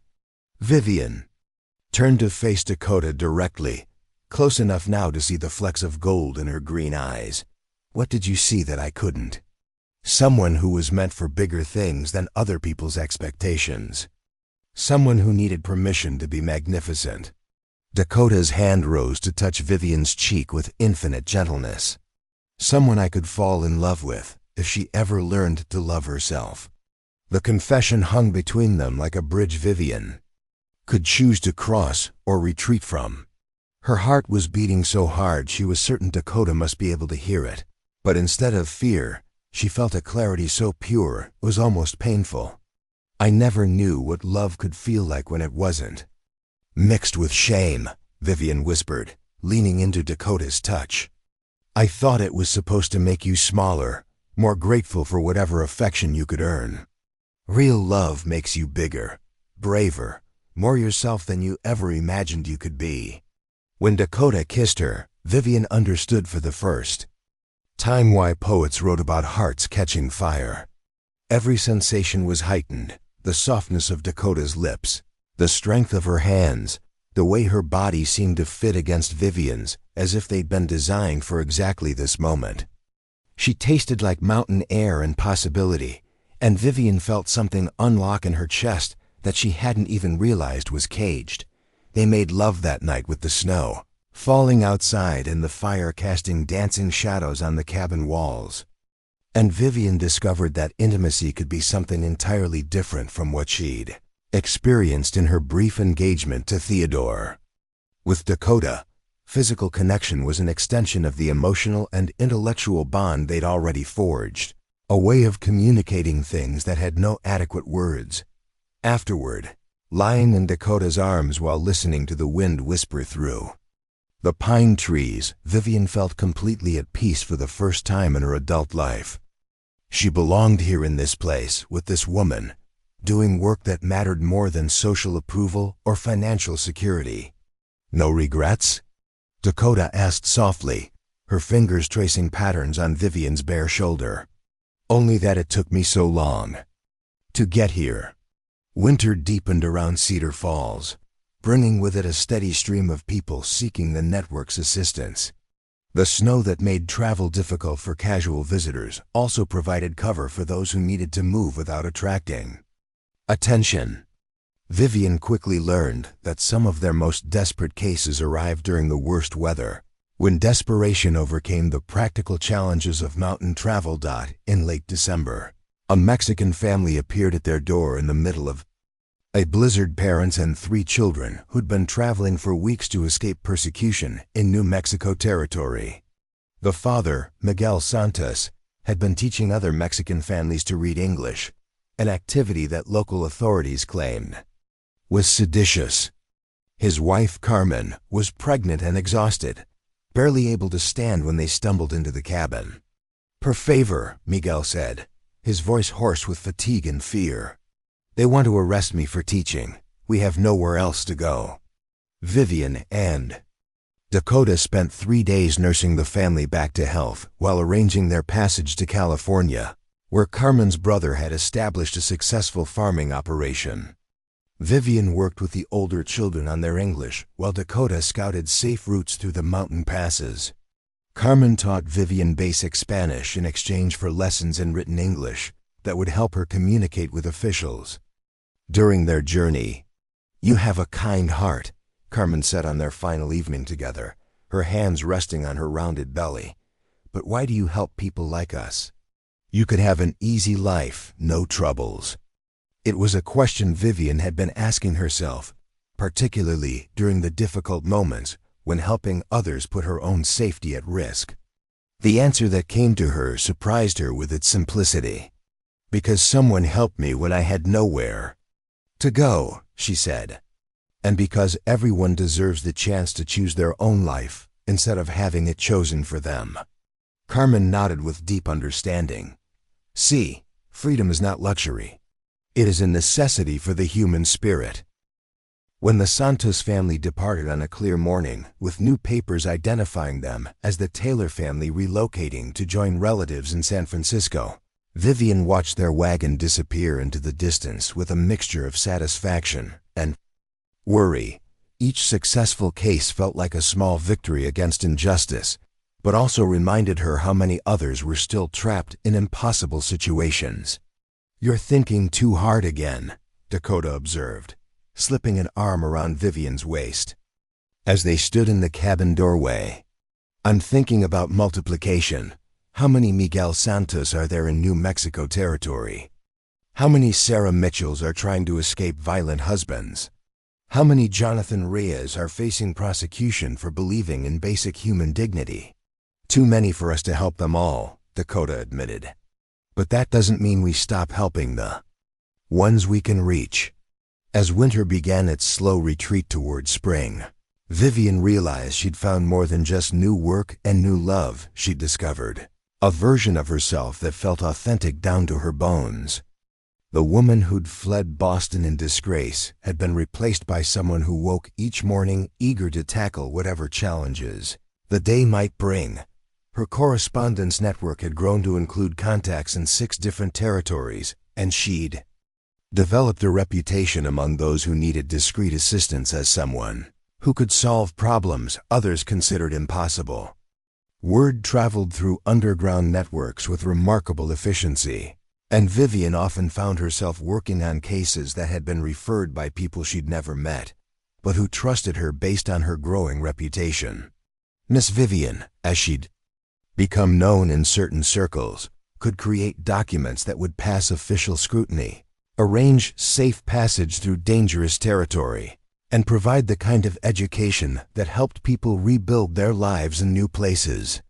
More importantly, she'd learned to trust her own judgment about which cases were genuine and which might be traps set by authorities who'd grown suspicious of the network's activities. "You've become dangerous," Martha observed during one of their weekly planning meetings, and there was unmistakable admiration in her voice. "Not just to the system, but to yourself. You're not afraid anymore." It was true. Somewhere during the winter months, the fear that had dominated Vivian's life for so long had transformed into something else, not recklessness, but a kind of calculated boldness that came from knowing she could handle whatever consequences her choices might bring. The transformation became complete one March afternoon when Colonel Bradford appeared at the cabin, accompanied by a territorial marshal and 2 armed deputies. Vivian was alone, Dakota having left that morning to guide a family through the mountain passes, and for a moment the old panic rose in her chest. But then she looked at Bradford's self-important posture and remembered who she'd become since their last encounter. "Gentlemen," she said, stepping onto the porch with the confidence of someone in her own domain, "how can I help you?" "Miss Hose," Bradford said, his voice tight with barely controlled anger, "we have reason to believe you've been involved in activities that violate territorial law. Document forgery, harboring fugitives, conspiracy to defraud governmental authorities. Those are serious accusations," Vivian replied calmly. "I assume you have evidence to support them." The marshal, a lean man with intelligent eyes, stepped forward. "We're conducting a preliminary investigation based on reports of unusual activities in this area. Nothing formal yet, but we'd appreciate your cooperation in clearing up some questions." Vivian studied the 4 men standing in her yard and felt something fierce and protective rise in her chest. They represented everything she'd learned to despise: the assumption that authority gave them the right to intimidate anyone who didn't conform to their expectations, the belief that unconventional choices were automatically criminal ones. "Marshal," she said, her voice carrying the same authority she'd once used to silence disruptive students, "I'm a private tutor and educational consultant. My clients include families throughout the territory who require specialized instruction for their children. If you have specific allegations of wrongdoing, I suggest you present them through proper legal channels. Otherwise, I have work to do." The dismissal was so complete and confident that the marshal actually took a step backward. Bradford's face had gone purple with rage, but the territorial official was clearly reassessing his assumptions about the refined lady he'd expected to intimidate. "We'll be in touch, Miss Hayes," the marshal said finally. "I look forward to it," Vivian replied, meaning every word. After they left, she stood on the porch for a long time, watching their dust settle on the mountain road. The woman who'd been banished from Boston for expressing mild opinions about women's suffrage had just faced down armed lawmen without flinching.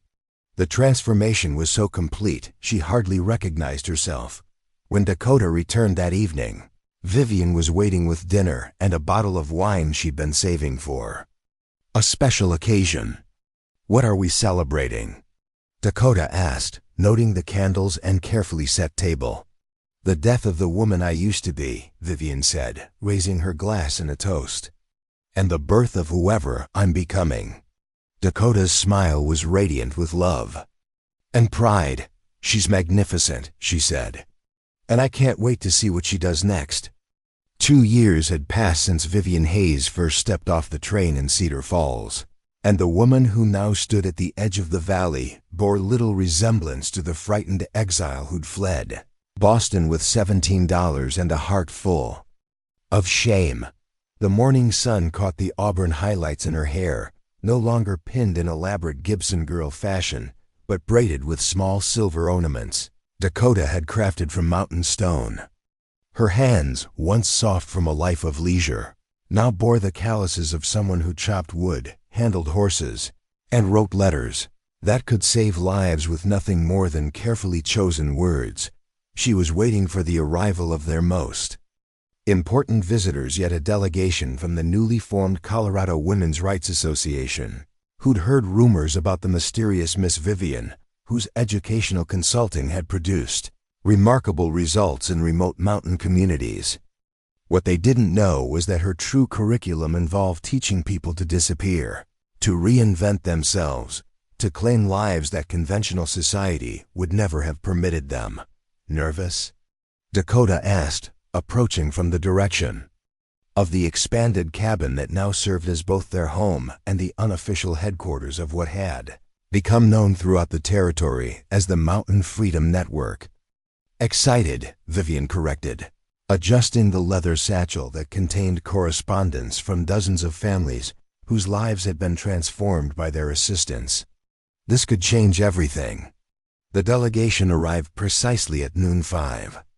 Women whose names Vivian recognized from newspaper accounts of suffrage rallies and political organizing.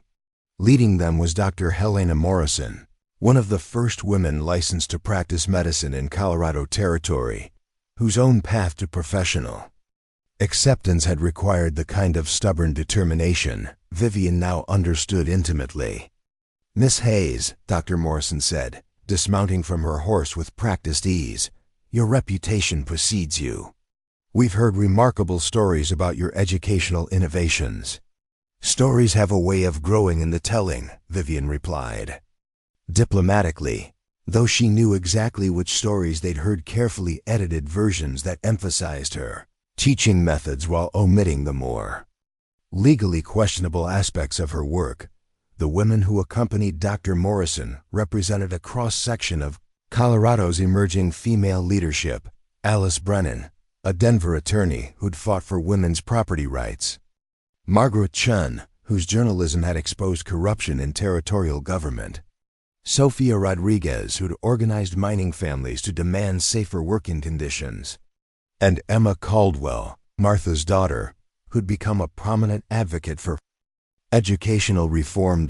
As they toured the facilities, the expanded schoolroom where Vivian still taught children of local families, the library that now contained over 300 volumes, the workshop where Dakota crafted the specialized equipment needed for their operations, Vivian felt a familiar tension between pride in what they'd accomplished and wariness about revealing too much to potential allies whose commitment to radical action remained untested.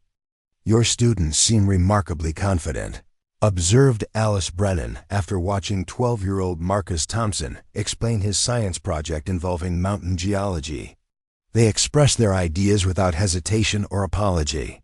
Children are naturally confident when they're taught that their thoughts matter, Vivian replied. The trick is helping them maintain that confidence as they encounter social pressure to conform. And how do you do that? Vivian exchanged a quick glance with Dakota before answering. By teaching them that there are always alternatives to accepting limitations others try to place on them. That creativity and determination can overcome almost any obstacle. It was a carefully worded response that could be interpreted as conventional pedagogy by those who chose to hear it that way.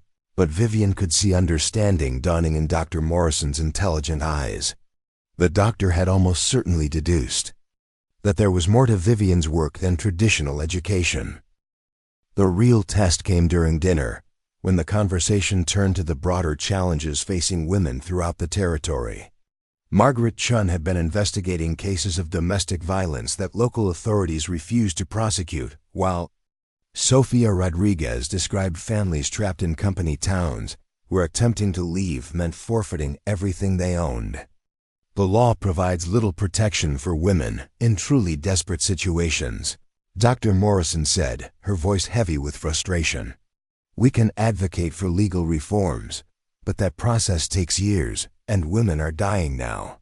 Sometimes, Vivian said carefully, people need immediate solutions while they wait for systemic change. What kind of immediate solutions? This was the moment Vivian had been building toward, the chance to recruit allies who could expand their network's reach beyond the mountain communities where they currently operated. But it was also the moment of greatest risk, when saying too much could expose not only herself and Dakota, but every person they'd helped over the past 2 years. The kind that require absolute discretion and complete commitment, she said finally. The kind that can't be discussed in groups this large or in places where conversations might be overheard. Dr. Morrison's eyes sharpened with interest. Perhaps we could continue this conversation privately. That evening, after the other delegates had retired to the guest quarters Dakota had constructed behind the main cabin, Dr. Morrison remained with Vivian and Dakota around the fire pit they'd built overlooking the valley. The doctor's questions were precise and thoughtful, revealing both legal knowledge and practical understanding of the dangers facing vulnerable women. How many people have you helped relocate? Dr. Morrison asked directly. 47 families or individuals over the past 18 months, Vivian replied, having decided that full honesty was the only way to establish genuine partnership. Success rate of 96%, only 2 cases where people were apprehended, and both of those were due to factors beyond our control. And the nature of your assistance? Dakota answered this time, her voice steady with professional pride. New identities, safe passage through mountain routes that avoid main roads, temporary shelter, basic supplies, and connections to employment opportunities in destination communities. Document forgery? Creative interpretation of bureaucratic requirements, Vivian said with a slight smile. Paperwork has remarkable power when it appears official and raises no obvious questions. Dr. Morrison was quiet for several minutes, staring into the fire while processing what they'd revealed. When she finally spoke, her voice carried the weight of someone making a momentous decision. I want to help expand this operation. There are women in Denver facing situations that legal remedies can't address quickly enough to save their lives. Expansion means increased risk for everyone involved, Dakota warned. The territorial marshal has already begun investigating our activities. Adding urban operations would attract federal attention. It would also save lives that would otherwise be lost. Dr. Morrison replied, "Isn't that worth the risk?" As they planned through the night, Vivian felt the familiar exhilaration of taking on challenges that seemed impossible but weren't actually insurmountable. They would need safe houses in Denver, trusted contacts in multiple law enforcement jurisdictions, and communication systems that could coordinate activities across hundreds of miles of difficult terrain. More importantly, they would need people willing to commit themselves completely to work that offered no official recognition, no financial reward, and considerable personal danger. They would need individuals who understood that some principles were worth risking everything to defend. "There's something else," Dr. Morrison said as dawn began to lighten the sky above the mountains. "The territorial government is planning a comprehensive investigation of irregular activities in remote areas. They're specifically targeting operations that might be helping people evade legal authorities." "How specific is their intelligence?" Vivian asked, though she suspected. She already knew the answer. "Specific enough that you should consider whether continuing operations from this location is wise." After Dr. Morrison and her delegation departed, Vivian and Dakota spent days discussing their options. They could shut down the network temporarily and hope official attention moved elsewhere. They could relocate to a different territory where their activities might attract less scrutiny. Or they could expand their operations so rapidly that authorities couldn't keep pace with their activities. "What does your instinct tell you?" Dakota asked as they walked the familiar trail to the ridge where they'd first truly seen each other. "That we're at a crossroads where playing it safe is actually the most dangerous choice," Vivian replied. "If we pull back now, we abandon people who are counting on us. If we relocate, we lose the network we've spent 2 years building. But if we expand, we become something too big to ignore, but potentially too important to destroy." They decided to expand, but not in the way Dr. Morrison had suggested. Instead of focusing on Denver's urban problems, they would create a network of mountain communities where unconventional families could build new lives, without interference from authorities who didn't understand or approve of their choices. Plan was audacious in its scope. They would purchase land in remote valleys throughout Colorado Territory, establish homesteads that could serve as permanent refuges for people fleeing various forms of persecution, and create communities governed by principles of mutual aid rather than conventional law.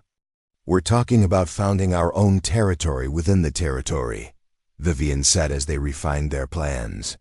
"Essentially seceding from the social contract that says some people matter more than others. We're talking about creating the world we want to live in instead of waiting for someone else to create it for us," Dakota corrected. The first community was established in a valley 30 miles north of Cedar Falls, where a group of former slaves from Texas had settled with families, fleeing religious persecution from Utah Territory. They called it Haven Valley, and within 6 months it had grown to include 43 adults and 27 children, representing 12 different backgrounds, united by their commitment to mutual respect and individual freedom.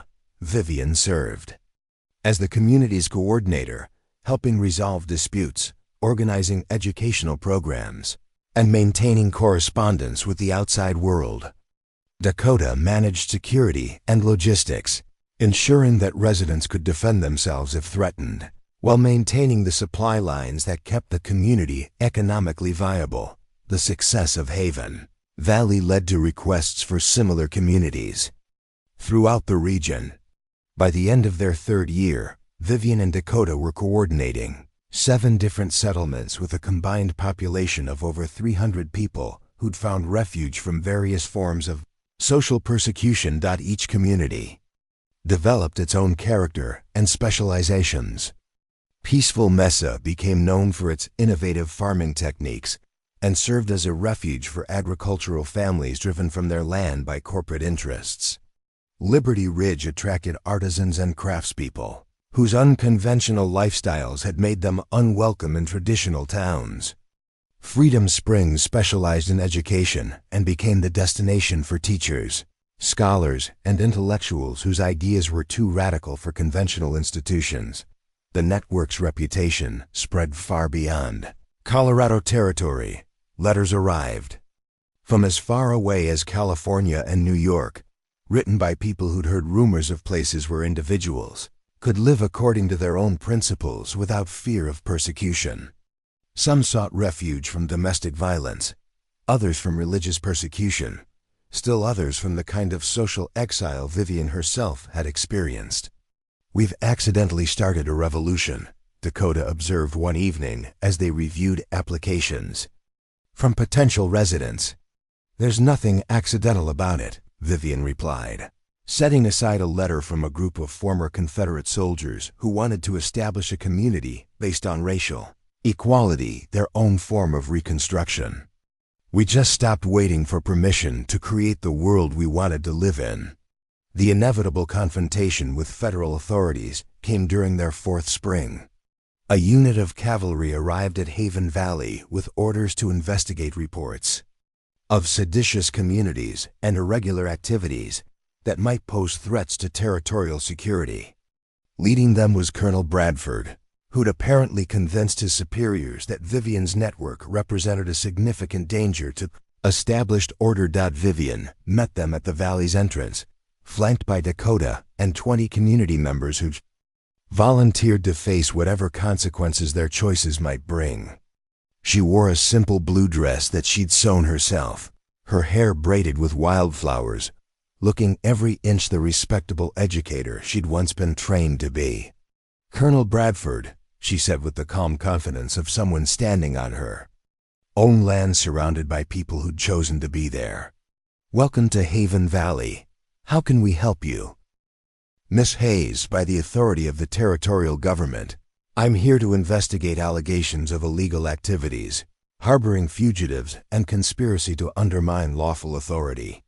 "Colonel, by the authority of property deeds filed with the Territorial Land Office, you're trespassing on private property without proper warrants. I suggest you state your business quickly or remove yourself and your men from our land." The transformation in her bearing was so complete that several of the cavalry soldiers shifted uncomfortably in their saddles. This was not the frightened teacher they'd been told to expect, but a woman who spoke with absolute authority about her rights and showed no intimidation in the face of armed force. "These people are fugitives from justice," Bradford said, gesturing toward the community members who'd gathered to observe the confrontation. "These people are homesteaders who filed legal claims and established legitimate settlements," Vivian replied. "If you have specific criminal charges against specific individuals, present your warrants. Otherwise, you're harassing law-abiding citizens." The legal ground had shifted beneath Bradford's feet. The network's communities existed within the law, even if their purpose was to provide refuge for people fleeing various forms of persecution. Without evidence of specific crimes by specific individuals, federal authorities had no legal basis for interfering with legitimate settlements. More importantly, the communities had grown large enough and successful enough that they'd gained political influence. Several territorial legislators depended on votes from residents of the mountain settlements, and Dr. Morrison's women's rights organization had become a powerful advocate for the community's legal rights. "This isn't over," Bradford warned as he prepared to leave. "No," Vivian agreed. "It's just beginning." In the months that followed, the network's communities became increasingly visible as models for alternative social organization. Journalists visited to write articles about their innovative approaches to education, agriculture, and community governance. Academic delegations arrived to study their methods for resolving disputes without formal legal systems. Social reformers from across the country came to observe functioning examples of the principles they advocated.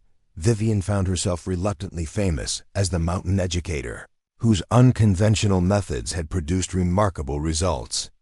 Speaking invitations arrived from universities, women's organizations, and reform groups throughout the United States. Publishers offered contracts for books about her educational philosophy and community organizing techniques. "They want to make you respectable," Dakota observed with amusement as they reviewed yet another request for Vivian to address a conference on progressive education. "Too late for that," Vivian replied. Tossing the invitation onto the pile of similar requests, she decided to decline. Respectability is exactly what I came here to escape. Instead of seeking mainstream acceptance, they focused on expanding their underground network to help even more people find alternatives to lives of quiet desperation.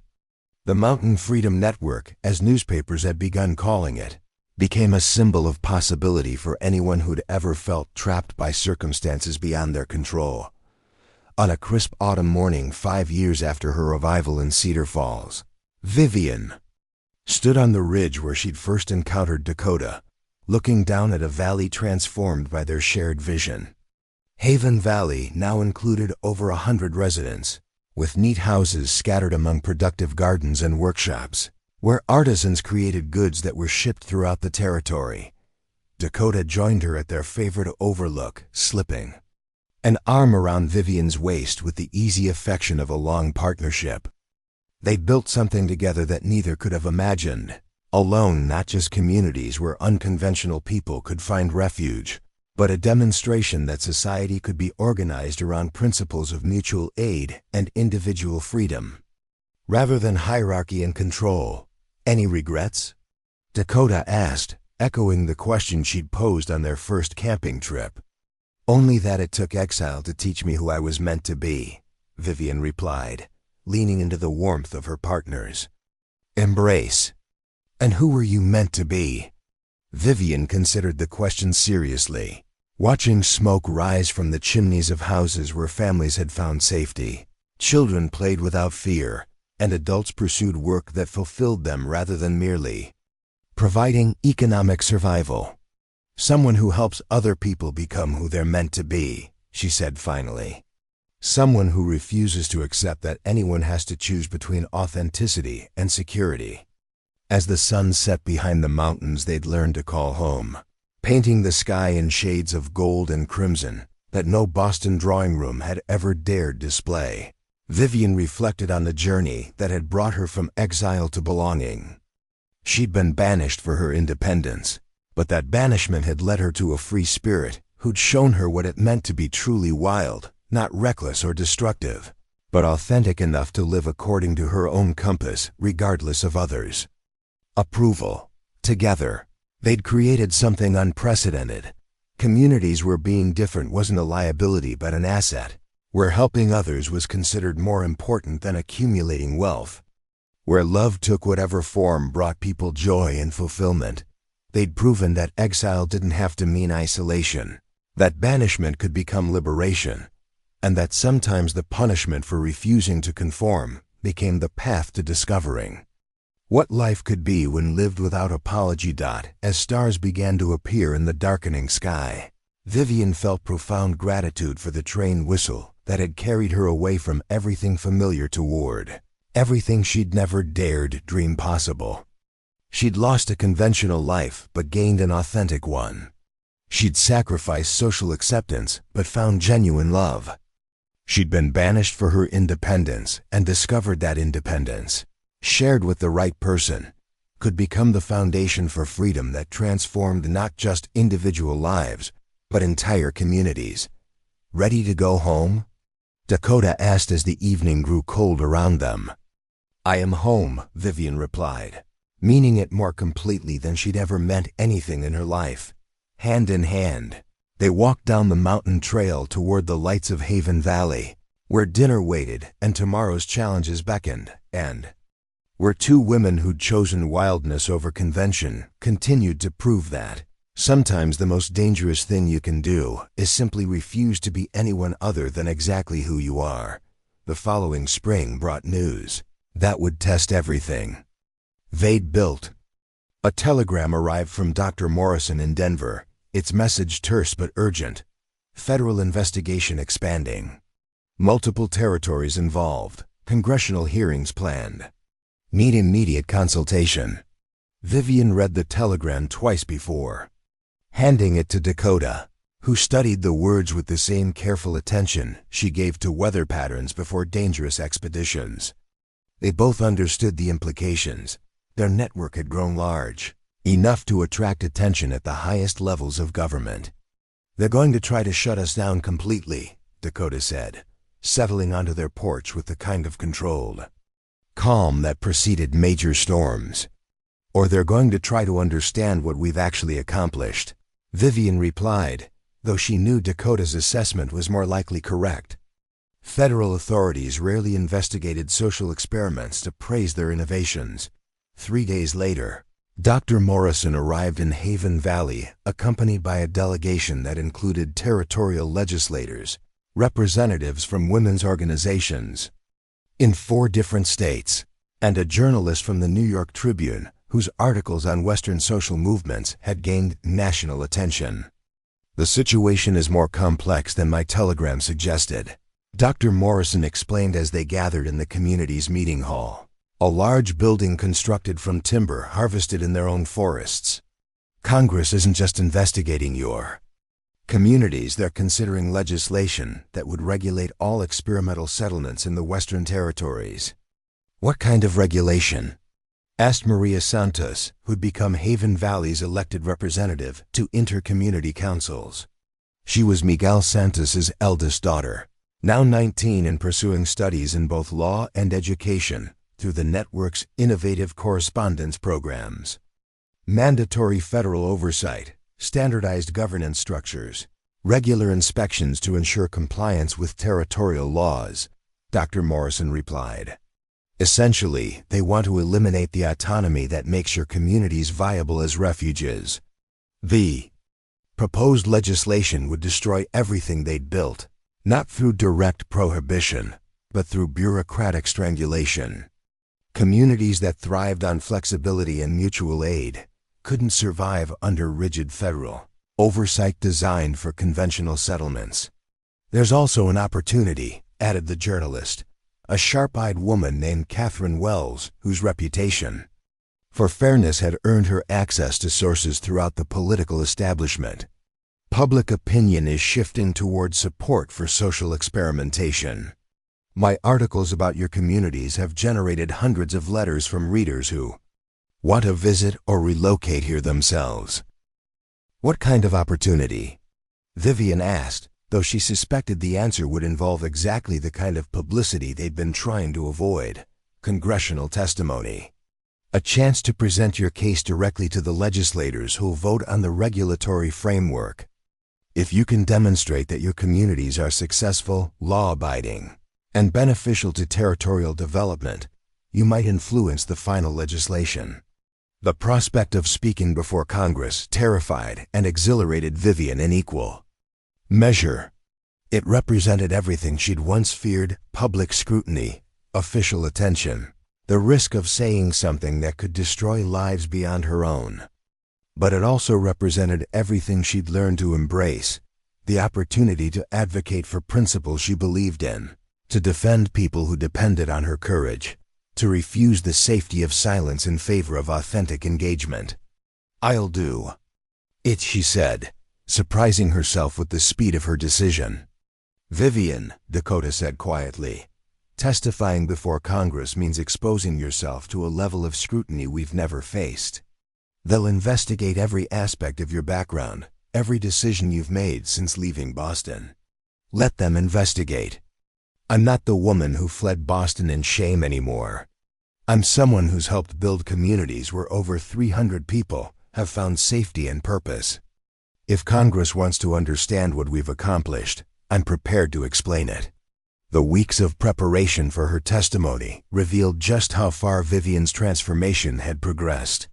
Instead of memorizing carefully scripted responses designed to avoid controversy, she spent her time compiling evidence of their community's success as educational achievement, statistics that surpassed territorial averages, economic productivity data that demonstrated their settlement's contributions to regional development, testimonials from residents whose lives had been fundamentally improved by finding refuge in the mountain valleys. More importantly, she prepared to speak her truth without apology or qualification. The woman who'd once crafted every public statement to avoid offense was ready to defend radical principles before the most powerful legislative body in the nation. The journey to Washington took 10 days by train, giving Vivian time to process the magnitude of what she was attempting. Through the window, she watched the landscape change from mountain wilderness to agricultural plains to industrial cities, each transition reminding her how vast and diverse the country had become. Dakota traveled with her, ostensibly as her assistant, but actually as the anchor that kept Vivian grounded in her authentic self.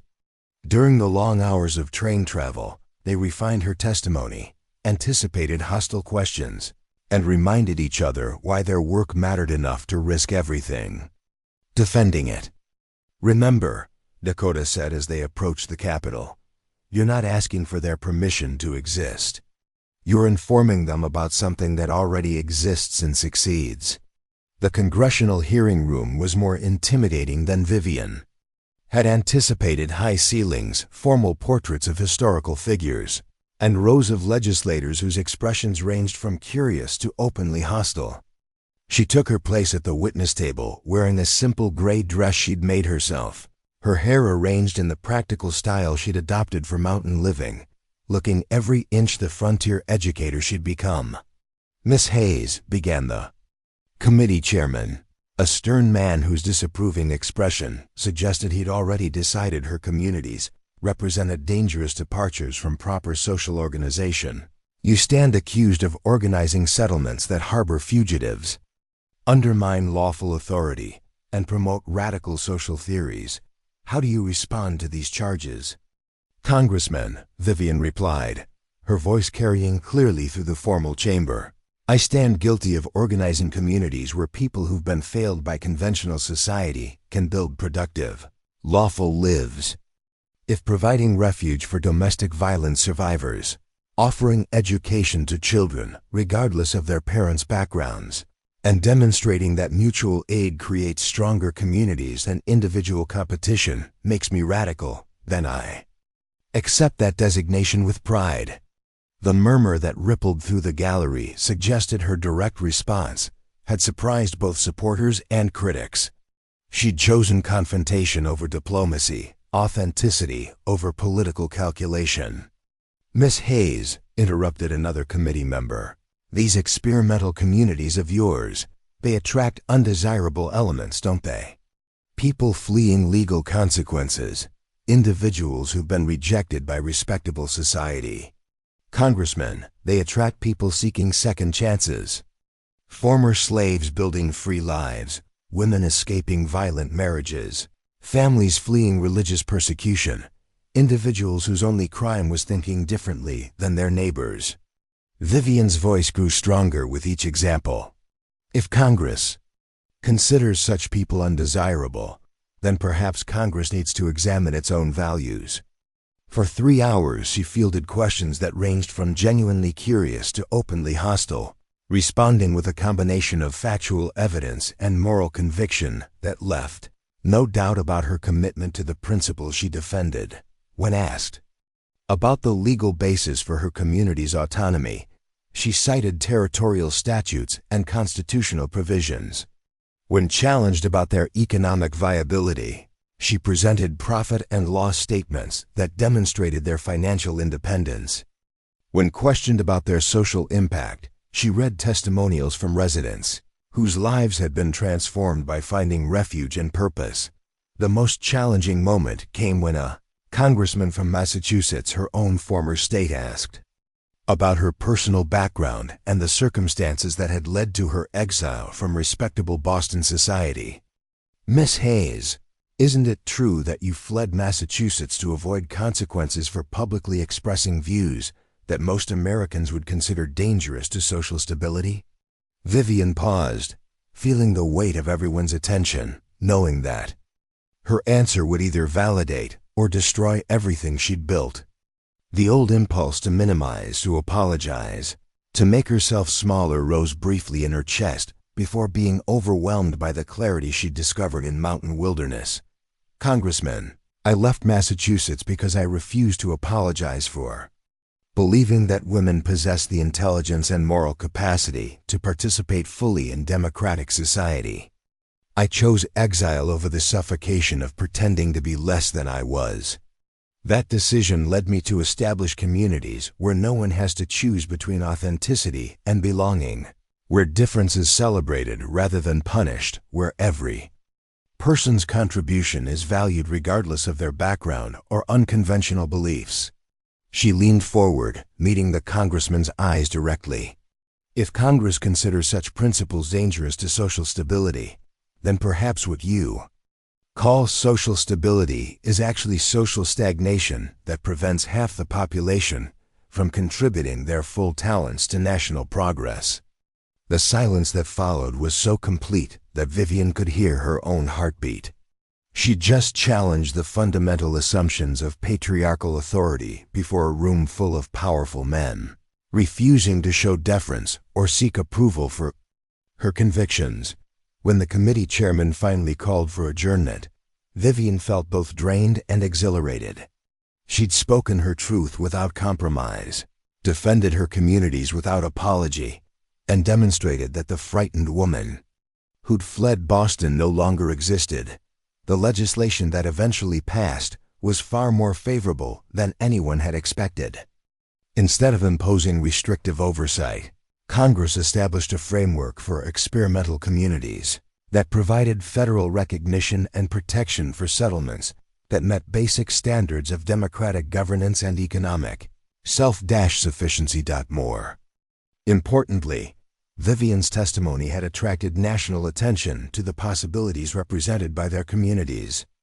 Applications for residency increased dramatically, and delegations arrived from throughout the country seeking to establish similar settlements in their own regions.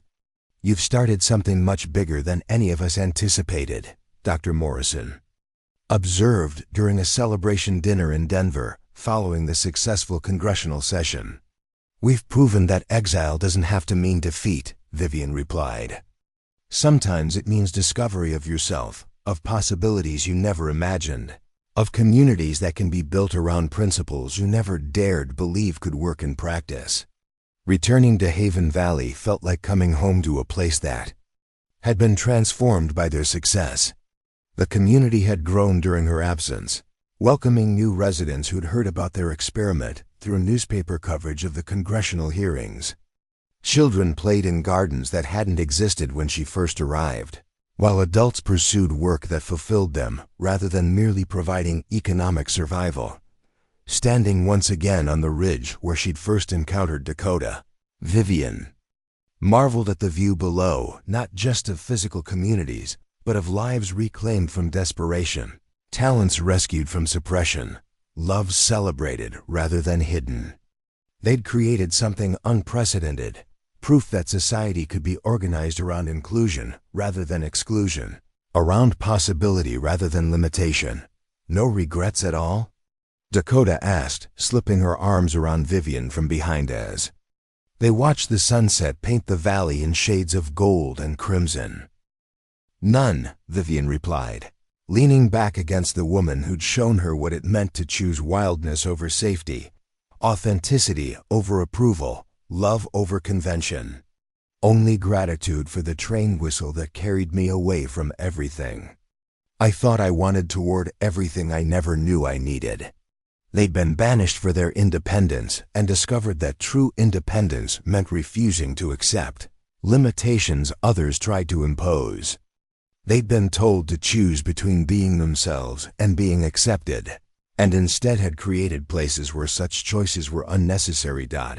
As stars emerged in the darkening sky above their mountain refuge, Vivian felt the deep satisfaction of someone who'd found her purpose by losing everything she'd once thought defined her.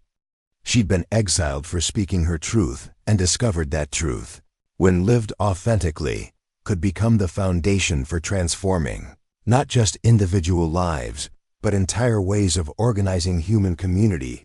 Tomorrow would bring new challenges, new people seeking refuge, new opportunities to demonstrate that different didn't have to mean dangerous. But tonight, surrounded by the lights of communities they'd built from nothing more than conviction and courage, Vivian knew with absolute certainty that she was exactly where she belonged, with exactly the person she was meant to love doing exactly the work she was born to do. The banishment had become liberation. The exile had become homecoming. And the independence that had once made her dangerous to conventional society had become the gift that allowed hundreds of others to discover their own authentic selves in communities where being wild together meant being free together, where difference was strength, and where every person's full humanity could flourish without apology or compromise. Up next, you've got 2 more standout stories right on your screen. If this one hits the mark, you won't want to pass these up. Just click and check them out. And don't forget to subscribe and turn on the notification bell so you don't miss any upload from us.